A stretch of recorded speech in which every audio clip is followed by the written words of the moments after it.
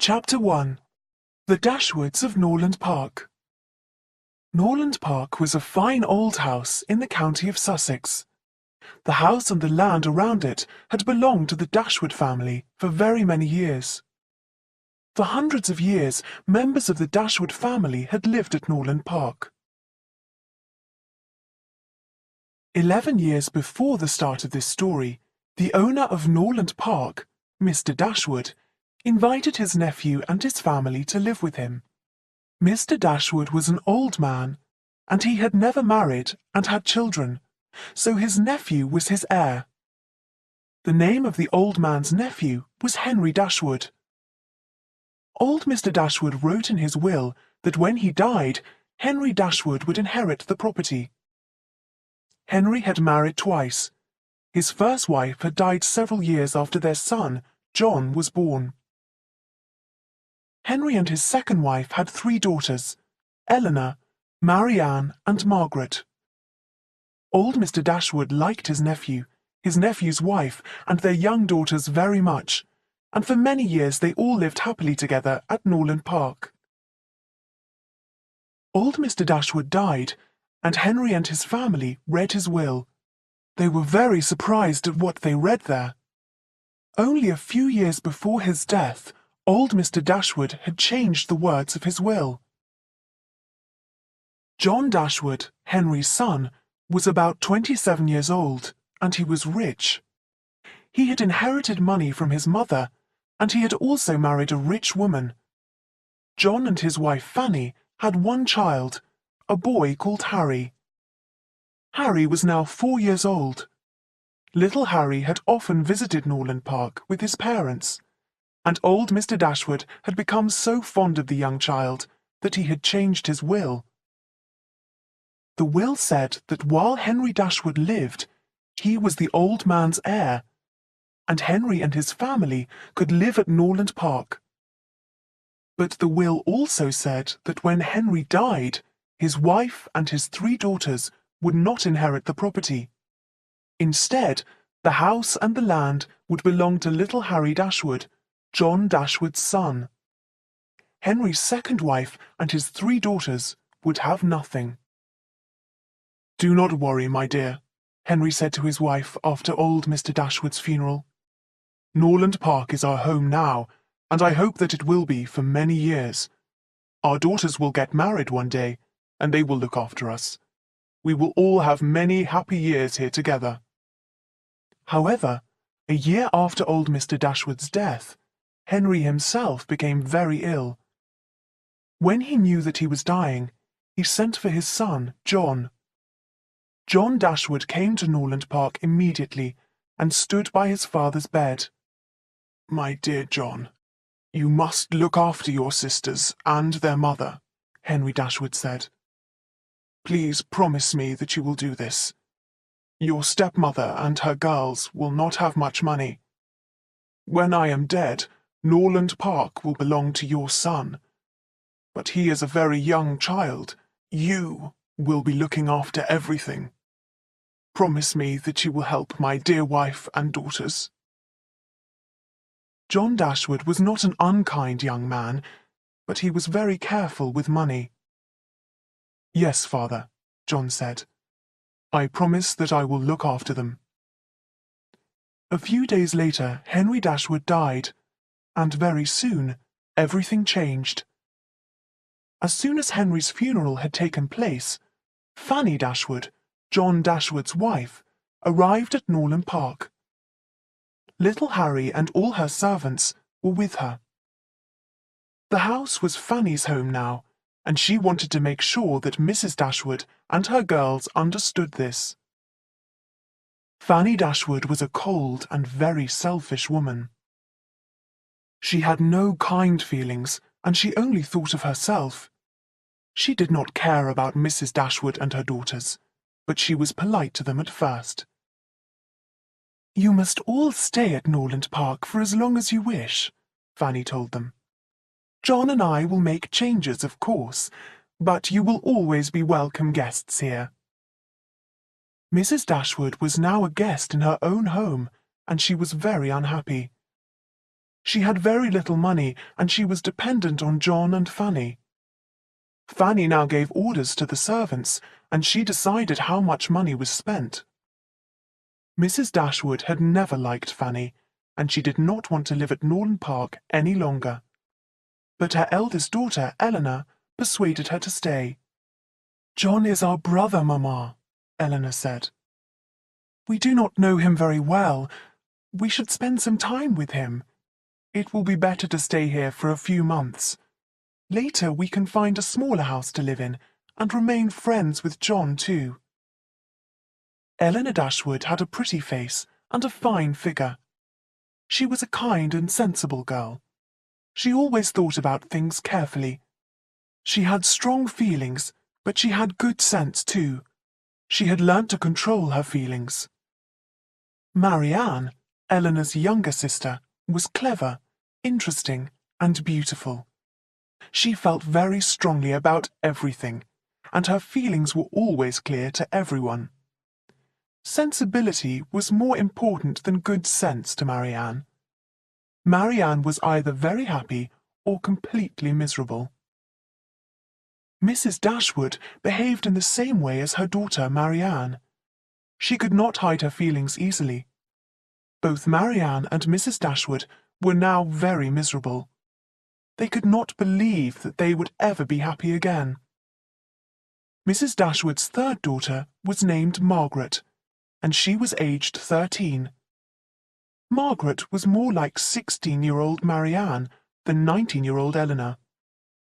Margaret was lively and independent. She did not like to be told what to do, and she always said what she thought. John Dashwood had been thinking carefully about his promise to his father. He decided to give each of his sisters £1,000, but his wife, Fanny, did not agree with this decision. Fanny had always been rich, but she was very mean. She hated giving money away. £3,000, Fanny cried. "That money belongs to our dear little Harry. How can you be so unkind to your own son?" "But I must do something to help my stepmother and my sisters," John Dashwood replied. "I made a promise to my father when he was dying. I promised that I would look after them. But you were right, Fanny. Perhaps £3,000 is too much. The girls may marry well and have rich husbands. Then they will not need the money at all. £500 each will be more than enough, I am sure." "Certainly it will be enough," Fanny said. "If our Harry has many children of his own, he might need all his money. Also, there is an arrangement with your stepmother's family. When their mother dies, the girls will each have £3,000. I have a better idea. Give Mrs. Dashwood and her girls a gift of £50 from time to time. Find them a little house where they can all live very cheaply. This way we shall all be happy." John Dashwood was delighted with Fanny's idea. It would save him a great deal of money, and keep Fanny happy too. "You are right, my dear," John said to his wife. "That is an excellent suggestion. £50 will be more than enough. My stepmother has a little money of her own. She already has everything that they need for their new home. She has china, linen, and a few pieces of furniture from Norland. The girls will not need any money at all." Mrs. Dashwood and her daughters stayed on at Norland Park for nearly 6 months after Henry Dashwood's death. During this time, Fanny was often unkind and thoughtless, and she upset Mrs. Dashwood many times. But Mrs. Dashwood enjoyed looking at other houses for her family to live in. There were several houses in the neighbourhood that she liked, but Eleanor persuaded her mother that they were all too big and expensive. Fanny Dashwood had 2 brothers. Their names were Edward and Robert Ferrars. 24-year-old Edward Ferrars, Fanny's elder brother, now came to stay at Norland Park. He remained there for several weeks. Edward Ferrars was not handsome, but he had a pleasant face and very good manners. Edward was very shy. He was uncomfortable when he talked with strangers or large groups of people, and he did not say much. But he was kind and thoughtful. He was very unlike his sister Fanny. Edward was always polite to Mrs. Dashwood and her daughters. He felt sorry for them. He understood their feelings. Norland Park had been their home for many years, but it did not belong to them now, and this was difficult for them. Eleanor and Edward were often together. They walked in the gardens, rode horses in the park, and sat next to each other every evening. Edward was not shy with Eleanor, and he always had something to say to her. Mrs. Dashwood was sure that they were falling in love. She was delighted, and she spoke to Marianne about it. "I think that Edward loves our dear Eleanor, and that she loves him too," Mrs. Dashwood told Marianne. "If all goes well, your sister will be married in a few months, and she will have a home of her own. I shall miss her very much, but Edward will make her happy, I am sure." Marianne shook her head and said, "I am not sure about Edward, Mamma. He is very pleasant, but he is too quiet. He never says anything that is interesting or exciting. He does not like music or poetry, and he does not understand art at all.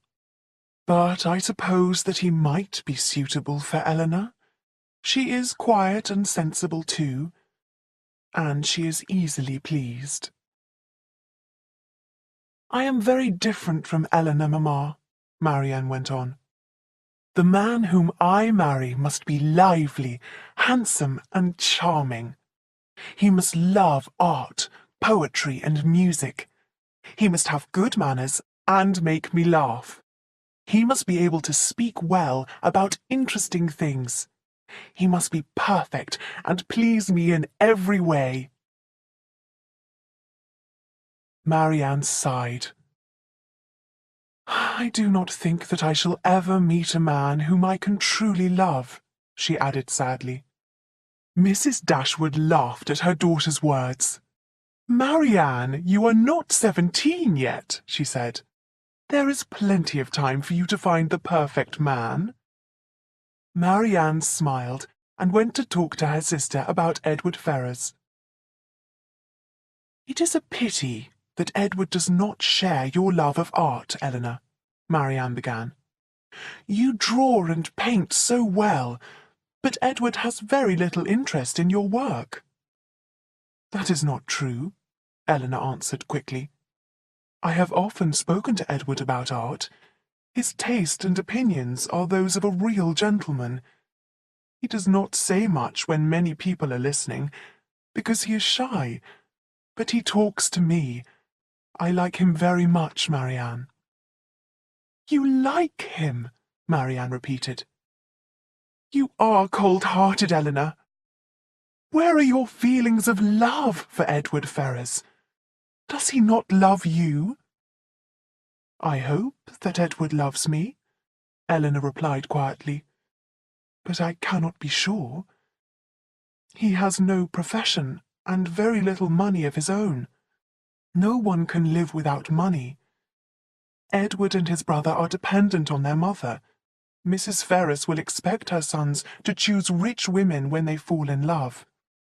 "If Edward loves you and he is sensible, he will choose you. He will not care about money," Marianne cried. "Mamma and I hope that you will soon be engaged. Then I shall love Edward as a brother." Eleanor did not answer. She had noticed that Edward often looked unhappy. Perhaps there was something that he was hiding from her. Did Edward Ferrars have a secret? Eleanor did not know. Although she was very fond of Edward, Eleanor could not be completely sure of his true feelings for her. Fanny Dashwood had noticed the friendship between her brother and Eleanor, and it did not please her at all. Eleanor Dashwood had very little money, and Fanny thought that she was unsuitable in every way. Fanny believed that Eleanor was not good enough for her brother. Fanny wanted to make Mrs. Dashwood understand this. If my brothers behave well and do not upset our mother, they will both be rich men, Fanny said. My mother expects Edward and Robert to marry suitable young women. I am sure that you understand me, Mrs. Dashwood. My mother will be very angry if my brothers are tricked into unsuitable marriages. Mrs. Dashwood was very upset by these words, but she was too angry to answer. She understood Fanny very well. Fanny was saying that Eleanor was too poor to marry Edward Ferrars, and she must not make him love her. We must leave Norland Park at once, Mrs. Dashwood told her daughters. We must find a home of our own. I will not live in the same house as Fanny Dashwood any longer. A few days later, Mrs. Dashwood received a letter from one of her relations, a wealthy gentleman who lived at Barton Park in Devon. The gentleman's name was Sir John Middleton, and he owned a lot of land and property. Barton Cottage, one of the little houses on his land, was empty.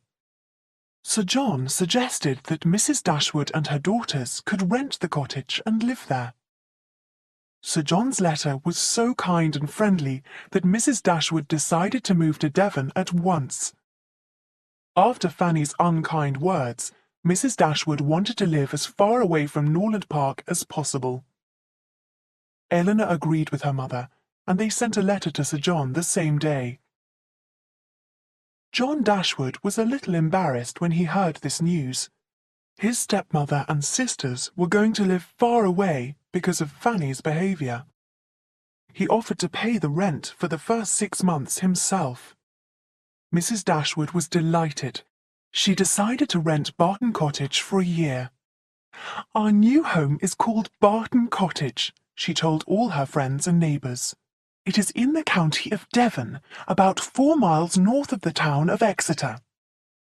Edward Ferrars looked very sad when he heard the news. Devon, he said. That is so far away. Mrs. Dashwood smiled at the young man kindly. Barton Cottage is not large, she said, but our friends will always be welcome to stay there. The cottage already had some furniture in it. The Dashwoods were taking with them some china and a few pieces of furniture from Norland, their books, Marianne's piano, and Eleanor's pictures. The lives of Mrs. Dashwood and her daughters would now be completely different. They were going to live simply in a much smaller house. Mrs. Dashwood sold her husband's carriage and horses because she did not have enough money to keep them. There were very many servants at Norland Park, but she would only need 3 at Barton Cottage. As soon as the arrangements were made, 3 servants went to Devon. They were going to clean the cottage before the Dashwoods arrived. Dear, dear Norland, how sad I am to leave you, Marianne said on their last evening in Norland Park. I love every room in this wonderful house. Every tree in the park is beautiful. Shall I ever be happy again?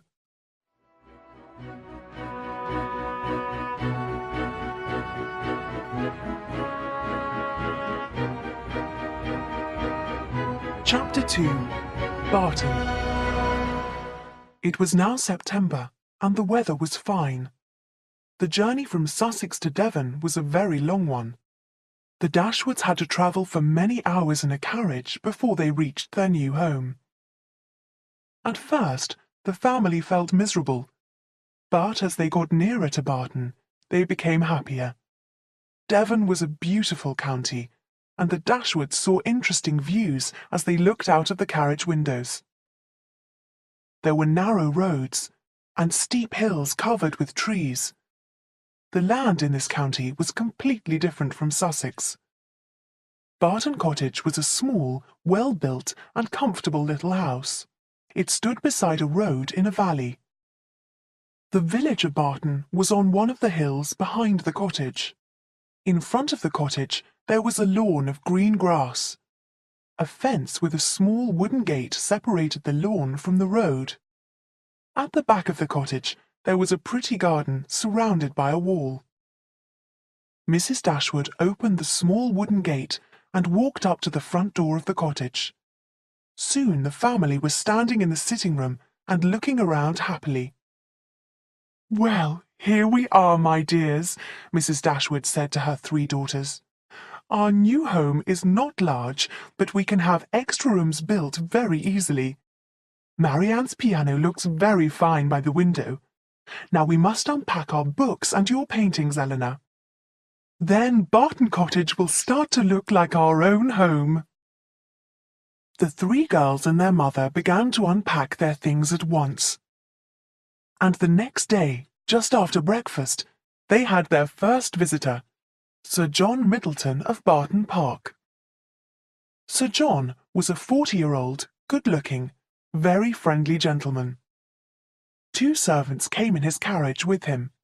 They brought fruit, vegetables, and other food for Sir John's cousins. Sir John also brought a polite message from his wife, Lady Middleton. Mrs. Dashwood was delighted. She invited the Middletons to visit Barton Cottage, and they both called the next day. Lady Middleton was tall, well-dressed, and good-looking. She was about 13 years younger than her husband. She was not very clever or well-educated, and she did not have much to say. But as she had brought one of her young sons with her, all the ladies talked about him. Before the Middletons left the cottage, Sir John invited the Dashwoods to dinner at Barton Park.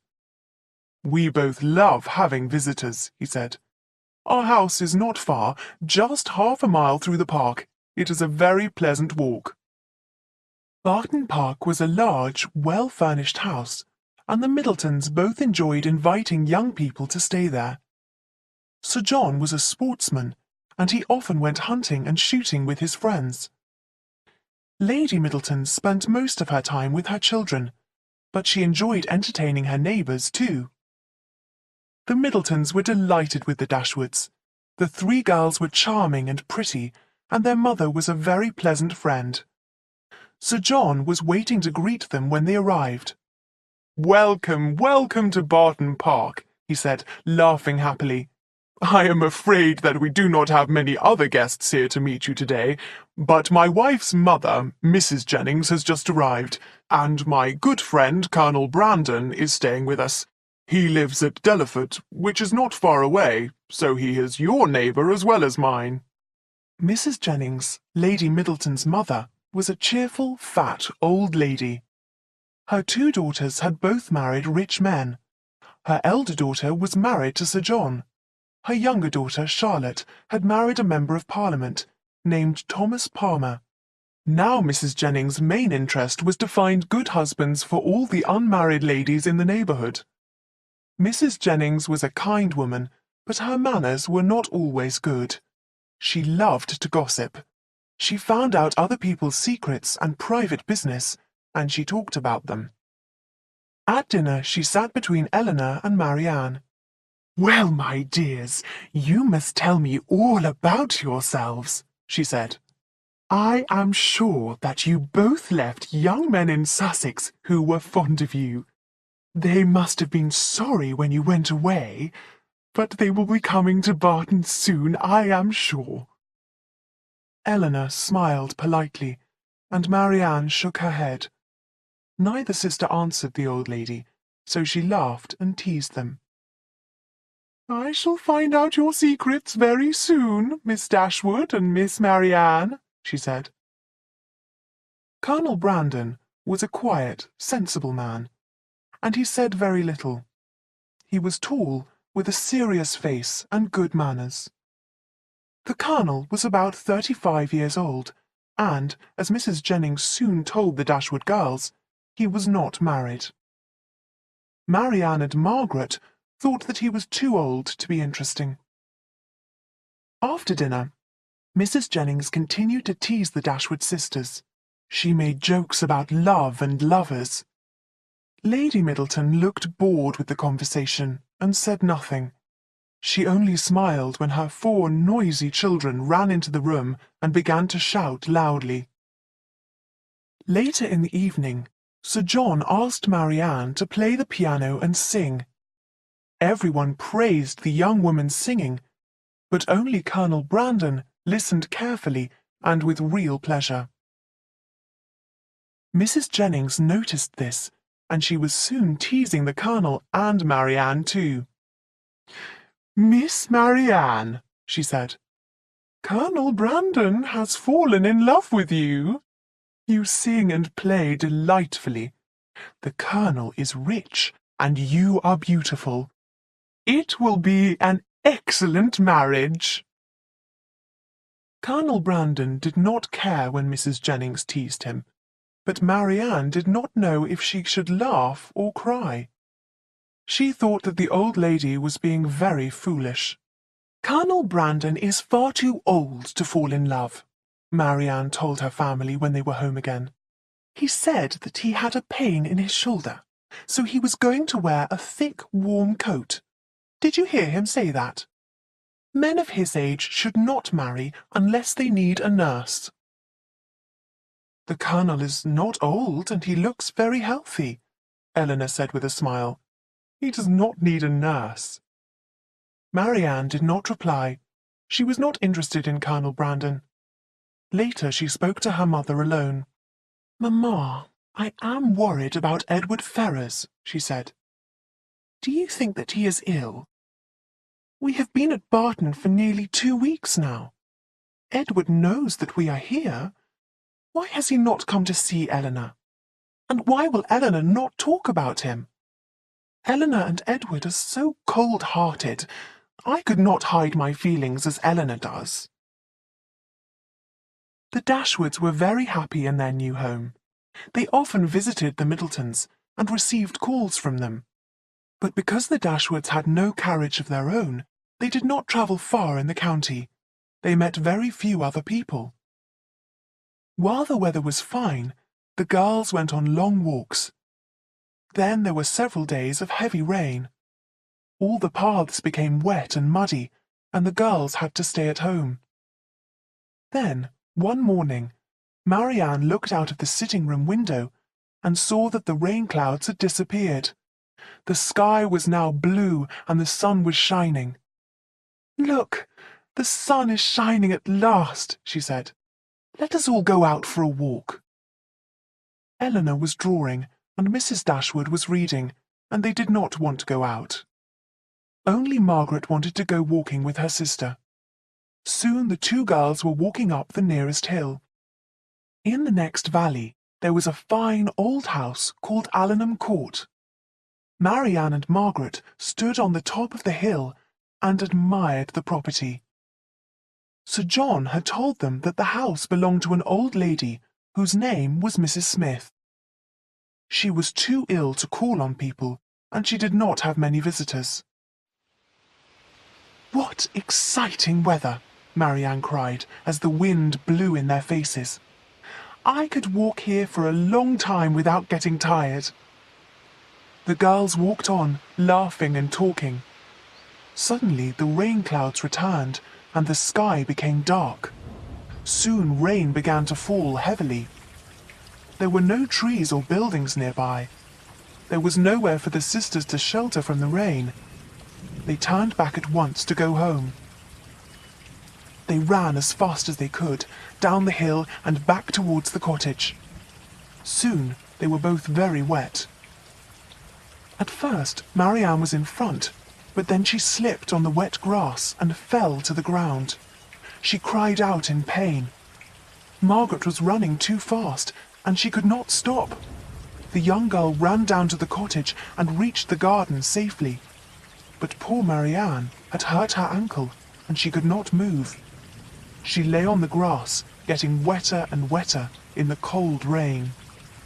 "Margaret, I cannot stand," Marianne shouted. "Bring someone to help me." At that moment, a young man came over the hill. He was carrying a gun and had his 2 hunting dogs with him. When he saw Marianne, he put down his gun and ran to help her. Marianne tried to get up, but her ankle hurt her too much. Without speaking, the gentleman lifted Marianne in his arms and carried her down the hill. He quickly reached the house and took her inside. The Dashwoods were very surprised to see Marianne in the arms of a strange young man. They watched in silence as he carried Marianne into the sitting room and placed her carefully on a chair. "I surprised you, and I apologize," the young gentleman said politely. "But this lady needed my help. She has hurt her ankle and she cannot walk alone. And as you see, she is very wet and cold." "Please do not apologize," Mrs. Dashwood replied. "It is lucky that you were nearby. Please sit down. May I ask your name, sir?" The young man was extremely handsome, and his voice and manners were very pleasing. "My name is Willoughby," he said, and he bowed politely towards Mrs. Dashwood. "I am at present living at Allenham. I must not sit down because my clothes are wet. Perhaps I may call tomorrow. I would like to ask about the young lady's health." "You will be very welcome," Mrs. Dashwood replied. "The lady whom you rescued is my daughter, Miss Marianne Dashwood. These are her sisters, Eleanor and Margaret. We are all very grateful to you." The young man bowed again and left the room without saying another word. The Dashwoods all looked at each other. "What a handsome young man!" Margaret cried. "I look forward to seeing him again. What do you think of him, Marianne?" Marianne smiled, but she could not speak. Willoughby. His name was Willoughby. Here at last was the perfect young man of her dreams. When Sir John Middleton called at Barton Cottage, Mrs. Dashwood told him about Marianne's fall and her handsome rescuer Willoughby. "John Willoughby?" Sir John cried, laughing happily. "Is he in the neighbourhood? What good news! I shall invite him to dinner on Thursday." "Do you know him?" Mrs. Dashwood asked.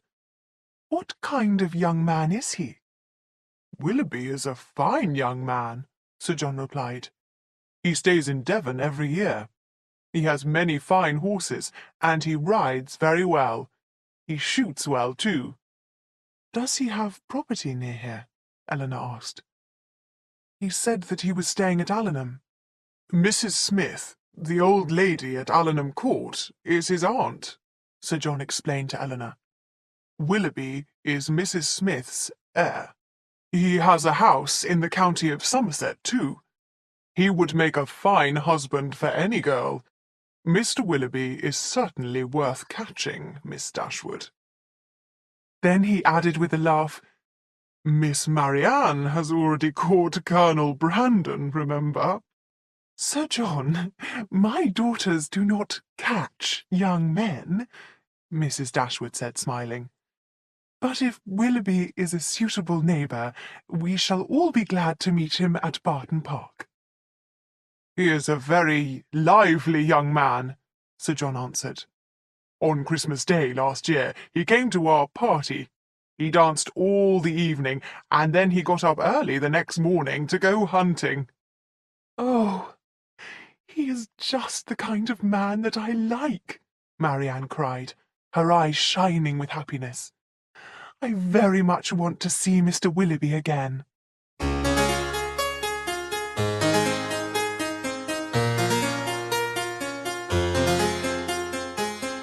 Chapter 3. Marianne and Willoughby.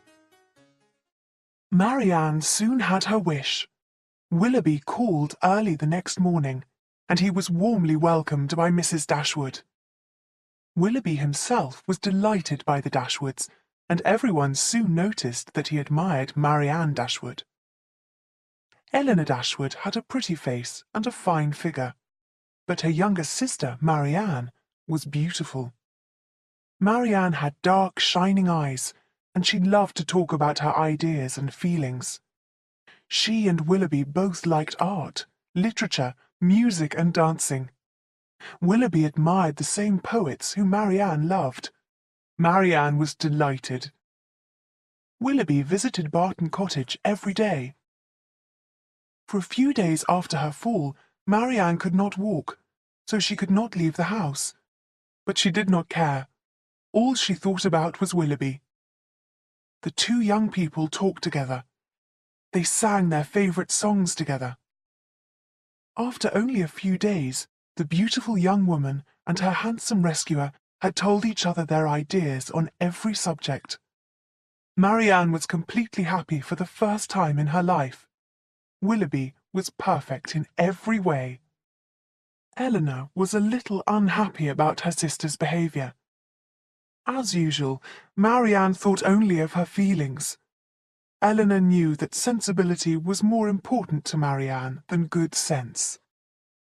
Marianne thought that Willoughby loved her, and so she believed it. Mrs. Dashwood was happy too. She did not agree with Eleanor. Mrs. Dashwood was hoping that her second daughter would soon be engaged. She wanted Marianne to marry their charming, handsome neighbour. Eleanor saw that Colonel Brandon also admired Marianne. Eleanor felt sorry for the Colonel. She was angry when Willoughby and Marianne laughed at the older man, who was so different from themselves. "Everyone speaks well of Brandon, but no one cares about him," Willoughby said one day. "We're all delighted to see him, but no one wants to talk to him." "That is exactly what I think," Marianne said. "You are both being unkind about Colonel Brandon," Eleanor said quickly. "His neighbours admire him, and I enjoy talking to him." "Lady Middleton and Mrs. Jennings admire him," Willoughby said with a careless laugh. "But no one thinks that their opinions are important." "The Colonel has good sense," Eleanor replied, "and I think that he has a kind heart." "Perhaps he does have a kind heart, but what about his feelings?" Marianne asked. "You think that the Colonel is sensible. Willoughby and I think that he is very dull." The month of October passed very happily for Marianne. She thought about nothing but her love for Willoughby. They met at every dance and party in the neighbourhood. They did not try to hide their feelings for each other. Mrs. Jennings teased them and made many jokes about love, but Marianne and Willoughby did not care. Eleanor was not as happy as her sister. She often thought about Norland Park and how her friendship with Edward Ferrars had started there. Eleanor had hoped to see Edward again, but he did not come to Barton. Eleanor enjoyed sensible conversations, and she liked to talk to Colonel Brandon. Eleanor was not in love with the Colonel, but she enjoyed being with him. Whenever the Middletons invited guests to Barton Park, Eleanor always met Colonel Brandon there. There was often music and dancing, but Eleanor and the Colonel usually talked. They were sitting together one evening when Brandon said, "Your sister does not believe that anyone can love more than once." Then he looked sadly at Marianne and Willoughby, who were dancing together. "My sister is very young, and she feels strongly about her ideas," Eleanor replied. "When she is older, perhaps her feelings may change." Brandon thought for a moment, and then he said quietly, "I used to know a lady who was very like your sister. Her ideas and feelings were very much like your sister's ideas and feelings. The young lady believed that only happiness and love were important. But she was unlucky, and later her ideas changed. The Colonel stopped speaking and said nothing more on the subject. Eleanor was sure that he was remembering a woman whom he had loved, but she did not ask him any questions. The next day, Marianne came to tell Eleanor some surprising news. Her eyes were shining with excitement. "You will not guess what has happened," she said. "Willoughby is giving me a horse. His servant is bringing it from Somerset tomorrow. Willoughby says that the horse will suit me perfectly. The horse's name is Queen Mab. I shall enjoy riding on the hills with Willoughby." "Marianne," Eleanor said, "you cannot accept an expensive gift like that from Willoughby. It would be completely wrong. Also, we have nowhere to keep the animal, and we do not have enough money to look after it. You must tell Willoughby that you cannot accept his gift." Marianne was upset at first, but at last she decided that her sister was right. Sadly, she spoke to Willoughby about it the next day. "Then I shall keep the horse until you can use it," Willoughby said. "When you have your own home, Queen Mab will be there waiting for you." Eleanor was nearby, and she heard this conversation. She was very surprised. Men only gave expensive gifts to ladies if they were engaged to them. Eleanor now believed that Willoughby and Marianne must be engaged. Later in the afternoon, Margaret told Eleanor something that made Marianne and Willoughby's engagement even more certain. "Oh, Eleanor, I have a secret to tell you about Marianne," Margaret said excitedly. "I am sure that she will be married very soon. Willoughby has a lock of Marianne's hair." "Are you sure, Margaret?" Eleanor asked. She was worried by her sister's words. "Oh, yes, I am quite sure," Margaret replied. "Willoughby and Marianne were in the sitting room together. I saw Willoughby pick up a pair of scissors. He was talking to Marianne and laughing. Then he cut off a lock of her hair. Marianne's face became very red, but she laughed too. Then Willoughby kissed the lock of hair and put it in his pocket." Eleanor believed what Margaret had told her. Eleanor was becoming very worried about Marianne's behaviour, but she said nothing to their mother about it. One evening in October, the Dashwoods went to Barton Park for dinner with Sir John and Lady Middleton. Mrs. Jennings and Colonel Brandon were also there. Mrs. Jennings spoke to Eleanor and Margaret about love and lovers. She was quite sure that Marianne and Willoughby would soon be married. The old lady now wanted to know if Eleanor was in love too. "Tell me the name of the young man who is in love with Eleanor," Mrs. Jennings said to Margaret. "I am sure that you know his name." "Yes, I do," Margaret replied. "But I cannot tell you, can I, Eleanor?" Mrs. Dashwood and Margaret laughed, and Eleanor tried to laugh too. But she looked unhappy, and Marianne felt sorry for her. "Please do not talk about this, Margaret," Marianne said. "You told me his name yourself, Marianne," Margaret said quickly. "Oh, then you can tell us the gentleman's name, Margaret," Mrs. Jennings said. "His name begins with F," Margaret answered with a laugh. "That is all that I can say." Mrs. Jennings was ready with more questions, but Lady Middleton began to talk about the weather. Colonel Brandon saw that Eleanor was embarrassed, and he tried to help her. He persuaded Marianne to sing for them, and she sat down at the piano and began to play. Willoughby walked quickly across the room and stood beside her. No one said anything more about Edward Ferrars, and Eleanor felt much happier. A few minutes later, Sir John and his guests talked about spending a day together. They made a plan to visit Whitwell, a very large, fine house about 12 miles from Barton Park. The house belonged to Colonel Brandon's brother-in-law, who was presently abroad on holiday. Colonel Brandon agreed to take Sir John and his friends to Whitwell. Everyone would be able to go into the beautiful house and see its fine pictures and furniture. There was also a large park around the house with a lake. People could ride or walk round the park, and they could sail on the lake in boats. Then everyone would sit in the pretty garden and eat a delicious meal. On the day of the visit to Whitwell, everyone was excited. They all met at Barton Park early in the morning. First, they would have breakfast. Then, at 10 o'clock, they would all start the journey to the house of Brandon's brother-in-law. During breakfast, a servant arrived with the post. There were several letters for Sir John, and one for Colonel Brandon. The Colonel looked at the address on his letter and recognized the writing. Then he stood up quickly and left the room. "What is the matter with Brandon?" Sir John asked, but no one could tell him. The Colonel himself returned after about 5 minutes. He looked very worried. "You have not had bad news, I hope?" Mrs. Jennings asked him quickly. "No, thank you, ma'am. I have some important business, that is all." "Business, Colonel?" Mrs. Jennings repeated with a laugh. "I think that I understand your business. How is she, Colonel?" The old lady laughed again, but Brandon did not answer her. Looking very unhappy, he turned to speak to Lady Middleton. "I am very sorry, ma'am, but I have to leave," he said.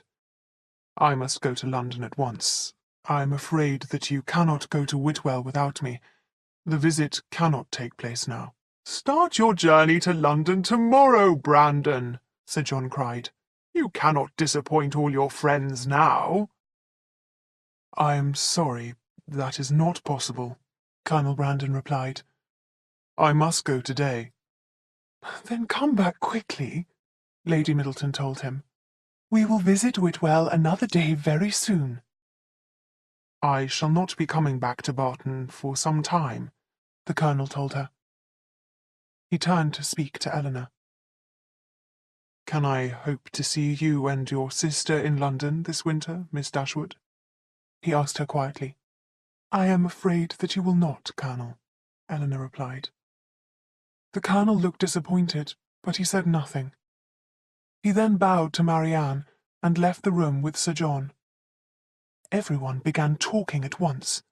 They were all very angry with Colonel Brandon. They were disappointed, too. "The Colonel's business is with Miss Williams, I am sure," Mrs. Jennings said quietly. "Who is Miss Williams?" Marianne asked. Mrs. Jennings smiled. She enjoyed gossiping with her friends. The old lady whispered to Eleanor. "She is a relation of the Colonel's, a very close relation," she replied. "Miss Eliza Williams is his daughter. Everyone knows about her." At that moment Sir John came back into the room, and everyone stopped talking. "Well, Brandon has left, but we must not waste the day," Sir John said cheerfully. "The carriages are here, and the weather is fine. Let us all spend the day driving about on the hills. We can come back here to Barton Park for dinner. And, after dinner, there will be a dance."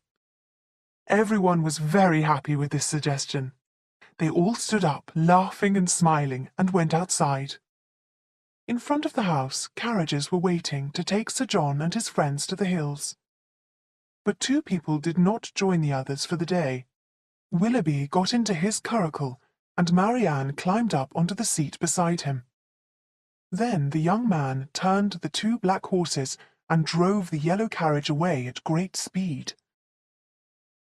At dinner that evening, Willoughby sat between Eleanor and Marianne. Mrs. Jennings sat opposite them. The old lady began to speak to Marianne. "I know where you and Willoughby spent the day, Miss Marianne," Mrs. Jennings said loudly. "I hope that you like the house that you will live in one day. Allenham Court is a fine place, is it not? I hope that I shall be invited there very soon." Marianne's face became very red, and she did not answer. When they were home again, Eleanor spoke to Marianne alone. "Your behaviour today was wrong," Eleanor said.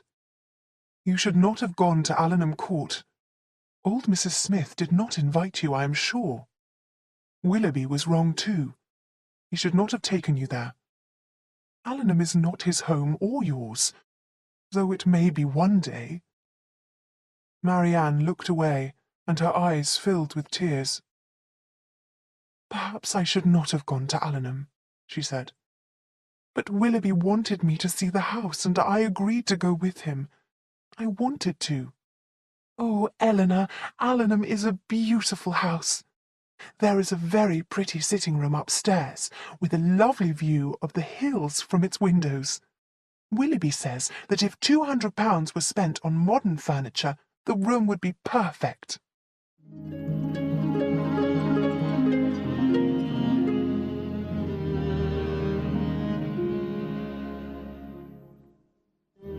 Chapter 4. Two Young Men. A few days passed, but Willoughby and Marianne said nothing about their engagement. Eleanor could not understand it. Willoughby visited Barton Cottage every day, and he spent most of his time with Marianne. The two young people were completely happy. Willoughby's love for the beautiful girl and his liking for all her family became stronger as each day passed. One evening, Mrs. Dashwood was talking about her plans to change Barton Cottage.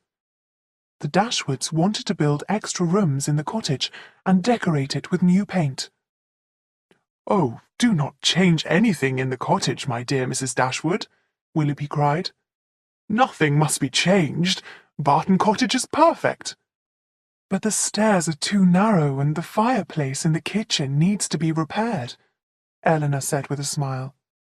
"Change nothing in this dear little house," Willoughby repeated. "And never, never change your feelings towards me. We have all been so happy here. Everything must stay the same. Please promise me that nothing will be changed." Mrs. Dashwood smiled at Willoughby's words, and a few hours later, Willoughby got ready to return to Allenham. "We must call on Lady Middleton tomorrow morning," Mrs. Dashwood told him. "But shall we see you here at dinner tomorrow evening?" Willoughby bowed politely and said that he would be at the cottage at 4 o'clock. The next morning, Mrs. Dashwood, Eleanor, and Margaret went to visit Lady Middleton. Marianne stayed at home. When the ladies returned, Willoughby's yellow curricle, with its 2 black horses, was outside the cottage. The Dashwoods went inside.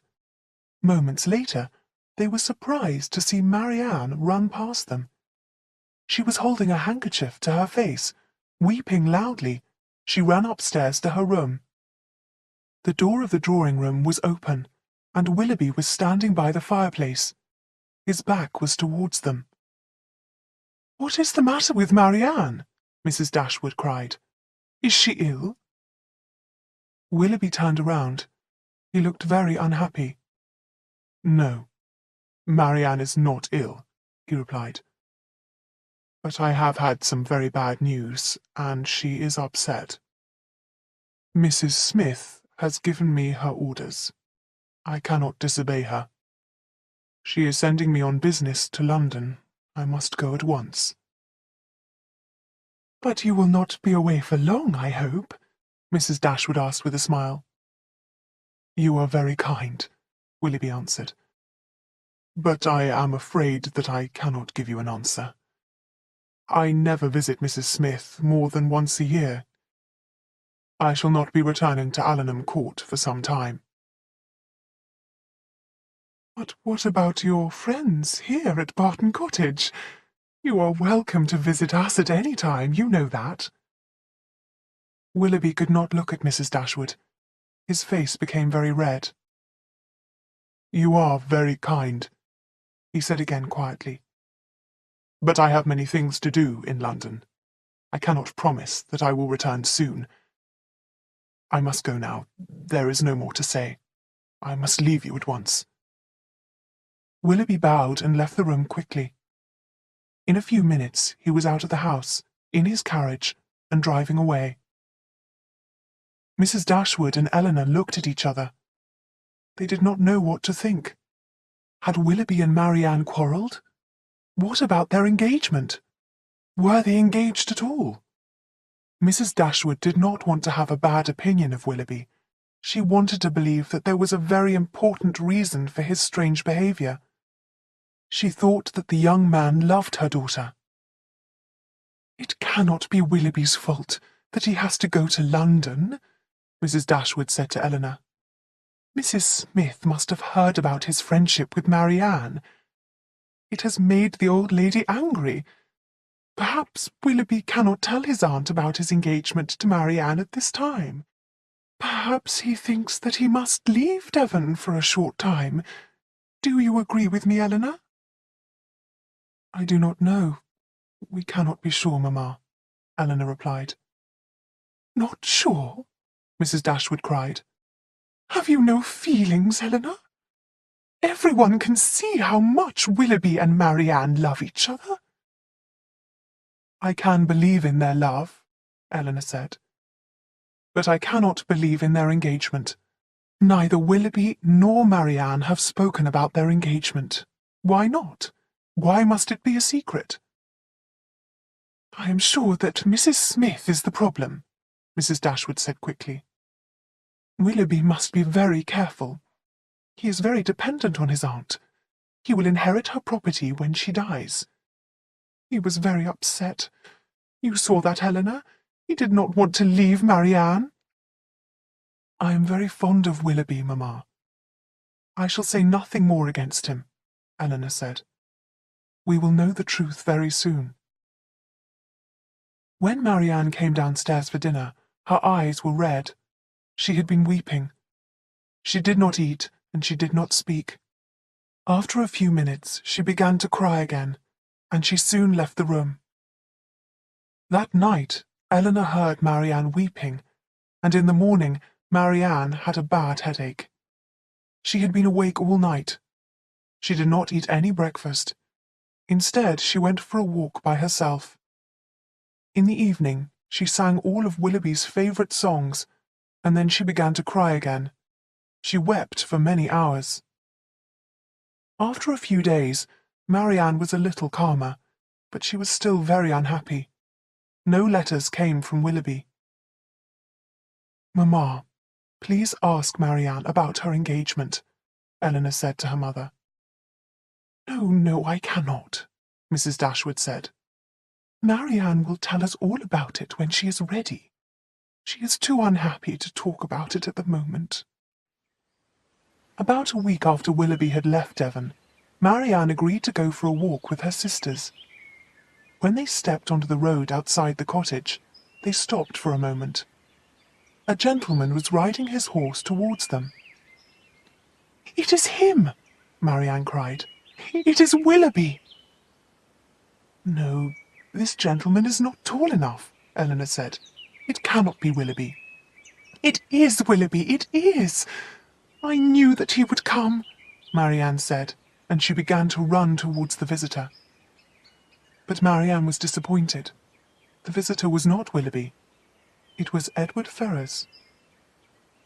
He is here at last, Eleanor thought.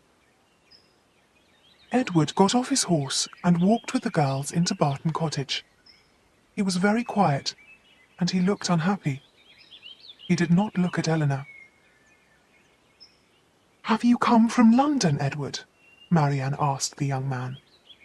No, I have not come from London, Edward replied. I have been in Devon for 2 weeks. 2 weeks? Marianne repeated in surprise. Why have you not come to see us before today? Edward looked very embarrassed. I have been staying with friends near Plymouth, he said quietly. Have you been in Sussex recently? Eleanor asked the young man. I was at Norland about a month ago, Edward replied. Dear, dear Norland, Marianne cried. I miss our beautiful home in Sussex. But Barton is beautiful too, is it not? Look at those hills. And over there is Barton Park, surrounded by all its lovely trees. Barton is certainly in a beautiful part of Devon, Edward replied. But in winter, these roads must be very wet and muddy. Marianne felt sorry for a man who thought about mud rather than beautiful trees. Eleanor was pleased to see Edward, but she could not understand why he had come. He did not look happy to see her at all. Mrs. Dashwood gave Edward a warm welcome to Barton Cottage, and invited him to stay for several days. Edward accepted her invitation, and he began to be more cheerful. What are your plans, Edward? Mrs. Dashwood asked him at dinner. Have you decided on a profession? Will you join the army or the navy? Or will you study law? Will you become a famous soldier, sailor, or lawyer? Your mother has great plans for you, I am sure. Edward smiled and shook his head. I shall never be a great man, he said, and I do not want to be famous. I am very shy, as you know, and I do not like meeting strangers. But we are your friends, Edward, Marianne said. You do not need to be shy with us. Do not hide your true feelings from us. I apologize, said Edward. I know that you are my friends, and I shall try to be more cheerful. Eleanor was sorry for her friend. He was certainly very unhappy, but she could not understand why. At breakfast the next morning, Marianne saw that Edward was wearing a ring with a lock of hair in it. You are wearing a new ring, Edward, Marianne said. Is that a lock of your sister's hair inside it? I thought that Fanny's hair was darker. Edward answered very quietly. You are right. This is my sister's hair, he said. But he looked at Eleanor as he spoke. She was sure that the lock of hair was her own. She felt pleased, but she did not say anything. Later that morning, Sir John and Mrs. Jennings came to visit. Mrs. Jennings was very interested to hear that Edward's last name was Ferrars. She was already thinking of jokes about the letter F. She was already thinking of teasing Eleanor about Edward. Edward Ferrars stayed at Barton Cottage for a week. During that time he became happier, but he said very little. Eleanor believed that his mother was making Edward unhappy, but Mrs. Dashwood had another idea. Edward, she said as he was leaving, you have nothing to do. That is why you are not happy. You are an educated man. You should have a profession. I agree, Mrs. Dashwood, Edward said sadly. I would like to be a clergyman, but my family do not believe that this is a good profession. My parents wanted me to be a soldier or a lawyer, but these professions were not right for me. When I was 18, my parents sent me to study in Oxford. However, since then I have done nothing, and I believe that I will never do what I wish to do, the young man added sadly. Dear Edward, try to be happy, Mrs. Dashwood said. The future may be better than you think. Edward bowed politely. He thanked Mrs. Dashwood for her kindness. Then he smiled sadly at Eleanor, and left Barton Cottage without another word. Marianne had wept when Willoughby went away, but when Edward left, Eleanor did not show her feelings. She sat down at a little table in the sitting-room and began to draw. She was busy all day, but she was thinking of Edward. Eleanor was very worried about him. Then she remembered the ring that Edward was wearing. He was wearing a ring with a lock of hair in it, hair which she believed was hers, and she felt much happier.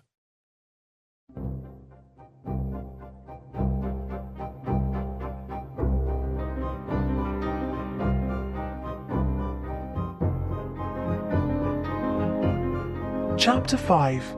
New Friends. One morning, about a week after Edward left Barton Cottage, Eleanor was sitting at her little table again. She was drawing a picture and thinking of Edward. Suddenly, she heard the sound of the garden gate opening. She stood up and looked out of the window. 5 visitors were standing at the front door of the cottage. One of them was Sir John Middleton. He knocked on the window, and Eleanor opened it. Sir John put his head in through the window and said, I have brought some strangers to see you. Tell me what you think of them. And he laughed. Before Eleanor could reply, Mrs. Jennings shouted through the window too. How are you, my dear? The old lady cried cheerfully. I have brought my younger daughter Charlotte to see you. Her husband, Mr. Palmer, is here too. Eleanor ran to the front door and opened it. Margaret and Mrs. Dashwood had heard the voices, and immediately they came downstairs to welcome their visitors. Soon they were all drinking tea in the sitting-room. Charlotte Palmer was very different from her elder sister, Lady Middleton. Charlotte was short, with a round, pretty face. She talked and smiled all the time, except when she was laughing. Mr. Palmer bowed to the ladies and did not say anything. Then he sat down, picked up a newspaper, and began to read it. "What a sweet place this is now, Mrs. Dashwood," said Charlotte. "You have made this room so comfortable. And look at these pretty drawings. Are they yours, Miss Dashwood?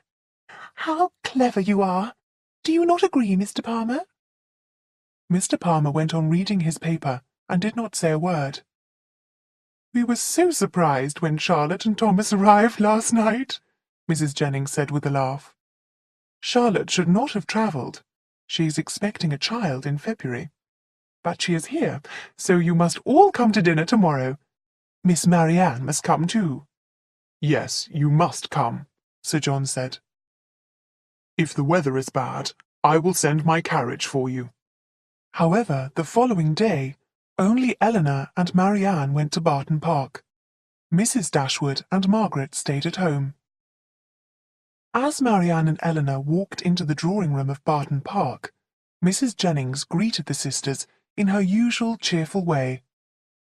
Charlotte stood up, smiled happily, and ran across the room to speak to the Dashwood sisters. "I am so glad that you have come today. Mr. Palmer and I have to leave tomorrow," she said with a laugh. "But we will all meet again in London very soon, I hope." "We are not going to London this winter," Eleanor said. "You are not going to London?" Charlotte cried. "But you must, Miss Dashwood." "My dear Mr. Palmer," Charlotte said to her husband as he came into the room, "you must persuade the Miss Dashwoods to go to London this winter. Willoughby is sure to be there," she added, smiling at Marianne. Mr. Palmer did not answer. He looked out of the window and began to complain about the weather. It was now the month of November, and cold winds were blowing. Eleanor and Charlotte went and sat near Mrs. Jennings. "Willoughby lives near you in Somerset, I believe," Eleanor said to Charlotte. "Do you know him well?" "Oh, very well, though I have never spoken to him. We have never met in Somerset, but I have seen him many times in London. Everyone there knows that your sister will marry Willoughby. Colonel Brandon told me this when I saw him in London." "Are you sure?" Eleanor asked in surprise. "Well, my mother wrote and told me about your sister and Willoughby," Charlotte said. "So when I saw the Colonel, I asked him. He did not answer me immediately, but he believes that they will marry, I am sure." "You believe this too, do you not, Mamma?"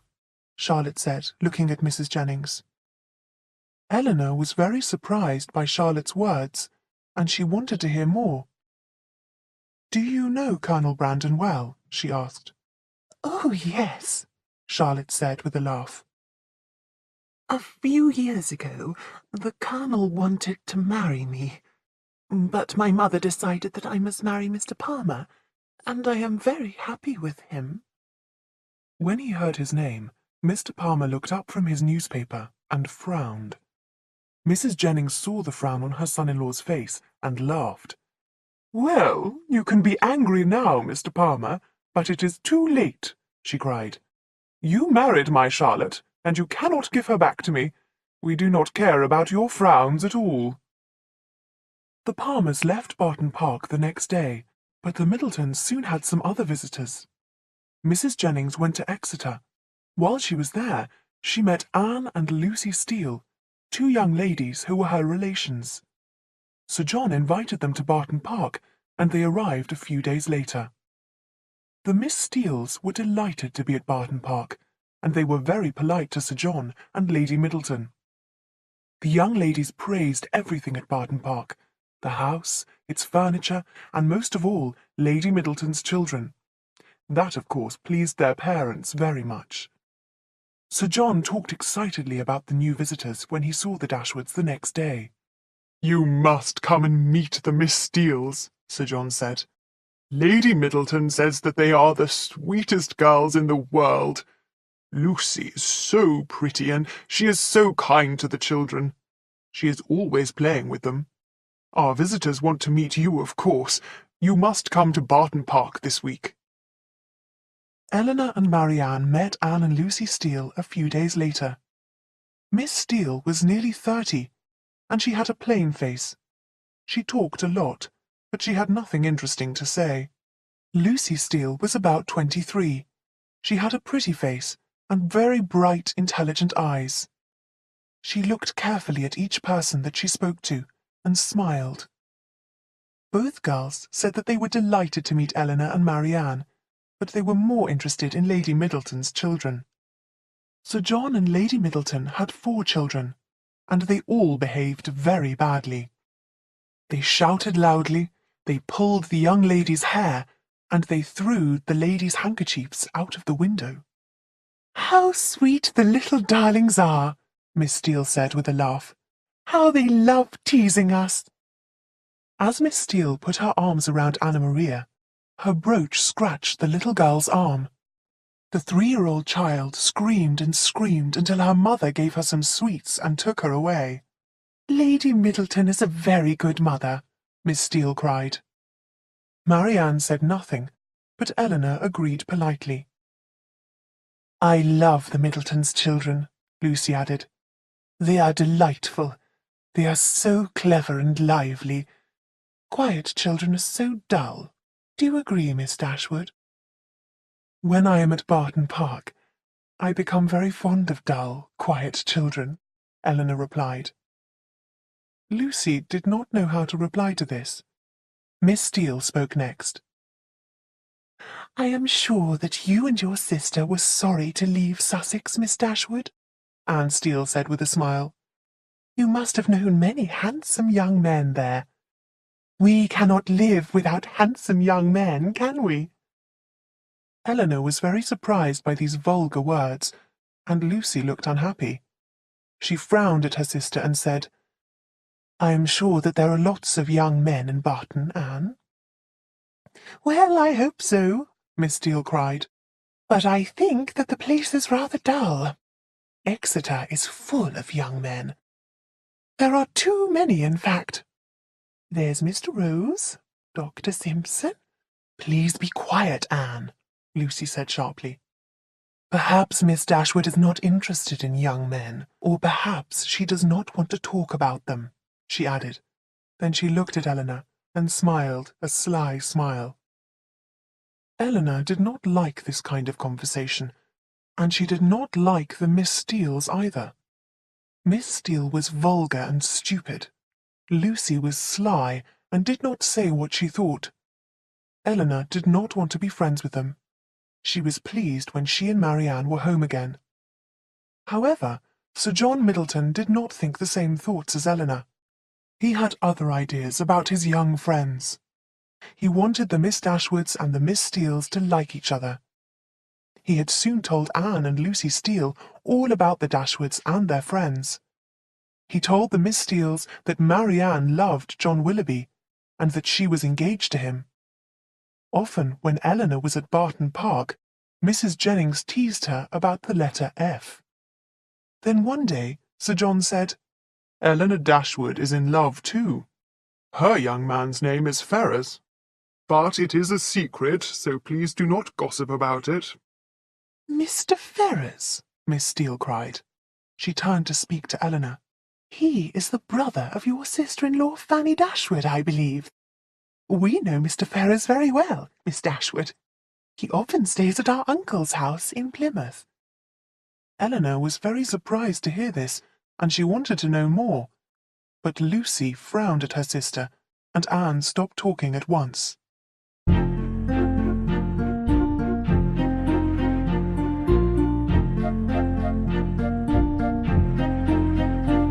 Chapter 6. Lucy's Secret. Marianne Dashwood did not like the Steeles, and she did not try to hide her feelings. Eleanor did not like the Steeles either, but she did hide her feelings. She did not want to be rude to Sir John's visitors. Lucy Steele's conversation was amusing and enjoyable, for a short time. but she was not well educated, and she did not have anything interesting to say. Also, she was not always honest. She did not always tell the truth. She flattered the Middletons, and she said that she was very fond of Eleanor too. Lucy very much wanted to be Eleanor's friend. She was always trying to talk to Eleanor alone. Eleanor was soon tired of Lucy and her gossip. One day they were walking in the park together. "Miss Dashwood, do you know Mrs. Ferrars?" Lucy asked. "She is the mother-in-law of your brother John." Then she added with a sly smile, "I am sure that you think that is a strange question." "Well, yes, I do," Eleanor replied. "I have never met Mrs. Ferrars, and I know nothing about her." "Oh dear, I am sorry," Lucy cried. "But one day soon, Mrs. Ferrars will be very important to me. In fact, Miss Dashwood, I shall soon be part of her family." "What do you mean?" Eleanor said in great surprise. "Do you know her son, Robert Ferrars? Are you telling me that you are—" "No, I am not talking about Mr. Robert Ferrars," Lucy replied, with another sly smile. "I am talking about his elder brother, Mr. Edward Ferrars. I am engaged to Edward Ferrars." Eleanor was shocked. She did not know what to say. "I have surprised you, Miss Dashwood," Lucy went on. "No one knows about our engagement. I know that you will keep this secret. I trust you, and Mr. Ferrars trusts you too. He thinks of you as a sister. He has often told me so." Eleanor tried to hide her feelings, but it was very difficult. "Have you and Edward Ferrars been engaged for a long time?" she asked quietly. "We have been secretly engaged for 4 years," Lucy replied. "We met when Edward was studying with my uncle, Mr. Pratt, who is a tutor in Plymouth. Of course, Edward and I were very young when we met, but Edward persuaded me to become engaged." Eleanor did not know what to say next. She trusted Edward, and she believed that he loved her. She was sure that he would never hurt her. Eleanor did not trust Lucy, and she did not believe that she was telling the truth. "I think there is a mistake," Eleanor said at last. "We cannot be talking about the same Mr. Ferrars." "Oh, yes, we are," Lucy cried. "We are both talking about Mr. Edward Ferrars, the eldest son of Mrs. Ferrars of Park Street, London. He is the elder brother of your sister-in-law, Mrs. John Dashwood. He is the man whom I love." "It is very strange," Eleanor said slowly. "Edward has never spoken to me about you." "It is not strange at all," Lucy replied. "Our engagement has to be a secret. I do not know how long Edward and I must wait before we can get married. Who knows when we will be together?" Lucy sighed. "But Edward has given me his picture," she said. "Look, here it is. I always carry it with me." Lucy took a small picture out of her pocket and showed it to Eleanor. It was a painting of the face of Edward Ferrars. Eleanor looked at the picture sadly. "I shall keep your secret, Lucy," Eleanor said quietly. "But why are you telling me about it?" "I cannot talk to anyone else about this," Lucy replied. "Anne knows, of course, but she is not much help to me. I have been so unhappy for the last 4 years. Sometimes I want to end our engagement, but that would upset my dear Edward too much. What would you do, Miss Dashwood?" As she spoke, Lucy Steele put Edward's picture back in her pocket. Then she took out a handkerchief and began to cry. "I cannot tell you what to do," Eleanor said. "You must decide for yourself." "I suppose that I must," Lucy said, as tears fell from her eyes. But dear Edward is so unhappy. You must have seen that he was sad when he visited you. Yes, we all did, Eleanor replied. She was beginning to believe Lucy now. She also remembered that Edward had come to Barton from Plymouth. Lucy now took a letter from her pocket.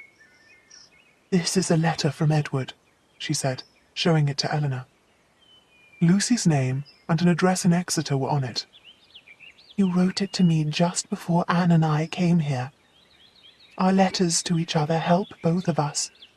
Edward does not have a picture of me, but I gave him a lock of my hair. He wears it in a ring. Did you see it?" "Yes, I did," Eleanor said. She spoke quietly and tried to hide her feelings, but she was very, very unhappy. The two girls were now outside the Dashwoods' cottage. Lucy said goodbye to Eleanor and returned to Barton Park. Eleanor went to her room to think. Everything that Lucy had told her must be true. Edward was engaged to Lucy Steele. But did he love Lucy? Eleanor did not believe this. She was sure that Edward loved her. He had looked at her with love when he visited Barton. Edward's engagement to Lucy is a mistake, Eleanor thought. He became engaged 4 years ago. He was young then, only 19. I am sure that he does not love Lucy now. This news has made me unhappy, but Edward must be unhappier. Lucy Steele is uneducated, untruthful and sly, and she thinks of no one but herself. She will never make Edward happy. As usual, Eleanor told no one about her feelings. She could remain strong, but only if she kept her thoughts to herself. Eleanor decided to ask Lucy Steele some more questions as soon as she could. Her chance came one evening at Barton Park. Marianne was playing the piano and thinking of Willoughby. The Middletons and Miss Steele were playing cards. Lucy was sitting at a table alone. She was making a gift for little Anna Maria. Eleanor walked across the room and sat down beside Lucy. "When we last met, you told me your secret," Eleanor said. "I would like to ask you a few questions about it." "Of course, my dear Miss Dashwood," Lucy replied. "Friends tell each other everything, but I thought that my news had made you unhappy." Lucy looked sharply at Eleanor. Then she said, "I am so pleased to share my secret with a true friend. I feel so much happier now." "I'm sure that you are pleased to share your secret," Eleanor said. "You and Edward have many problems. I know that. Edward has no profession and very little money of his own. He is very dependent on his mother." "That is true," Lucy replied sadly. "Edward has only £2,000 of his own. It would be very foolish for us to get married without money from his mother. I would not mind being poor if I were with Edward, of course, but I do not want him to lose his mother's money because of me. We must wait. There is no other way." "Edward has loved me for 4 years," Lucy went on. "He will never stop loving me, I am sure. I would know at once if he did." "So what are you going to do?" Eleanor asked. "Are you waiting for Mrs. Ferrars to die? How long will you and Edward wait?" "Mrs. Ferrars is a very proud woman," Lucy said, sighing. "If we make her angry, she may leave all her money to Robert, Edward's younger brother. That must never happen. It would hurt Edward too much." "It would hurt you too," Eleanor said quietly. Lucy looked at Eleanor sharply, but she did not answer her. Then Eleanor asked another question. "Do you know Mr. Robert Ferrars?" "No, I have never seen him," Lucy replied. "I have heard that Robert is very unlike Edward. Robert is foolish and proud." Miss Steele had come to their table. She heard these words and laughed.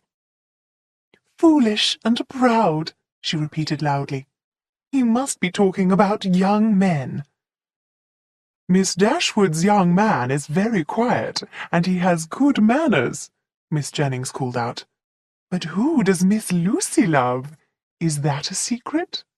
"Lucy's young man is as quiet and well-mannered as Miss Dashwood's young man," Anne Steele said quickly. Eleanor's face became red, and Lucy frowned angrily at her sister. After a few seconds, Lucy spoke very quietly to Eleanor. "As you may know, Edward wants to be a clergyman," Lucy said. "Your brother, John, could help Edward. John Dashwood could help Edward to become the clergyman in the church at Norland." "You should ask his wife, Fanny Dashwood, to help Edward," Eleanor said. Lucy sighed again. "Oh, no," she said. "She will not help us. Perhaps I should end our engagement. You must help me to make this decision, Miss Dashwood. You must help me with my problem. I will do whatever you say." Eleanor knew that Lucy was playing a game with her, so she did not reply. Lucy soon spoke again. "Will you be in London this winter, Miss Dashwood?" Lucy asked. "No, I will not," Eleanor replied. "I am sorry to hear that," Lucy said happily. "I am going with Anne at the end of January. I am going because Edward will be in London during February." Eleanor decided not to say anything more about Edward and his engagement to Lucy. But Lucy spoke about Edward whenever she could, and this made Eleanor feel very unhappy. The Steeles stayed on at Barton Park for nearly 2 months. They did not leave until after Christmas.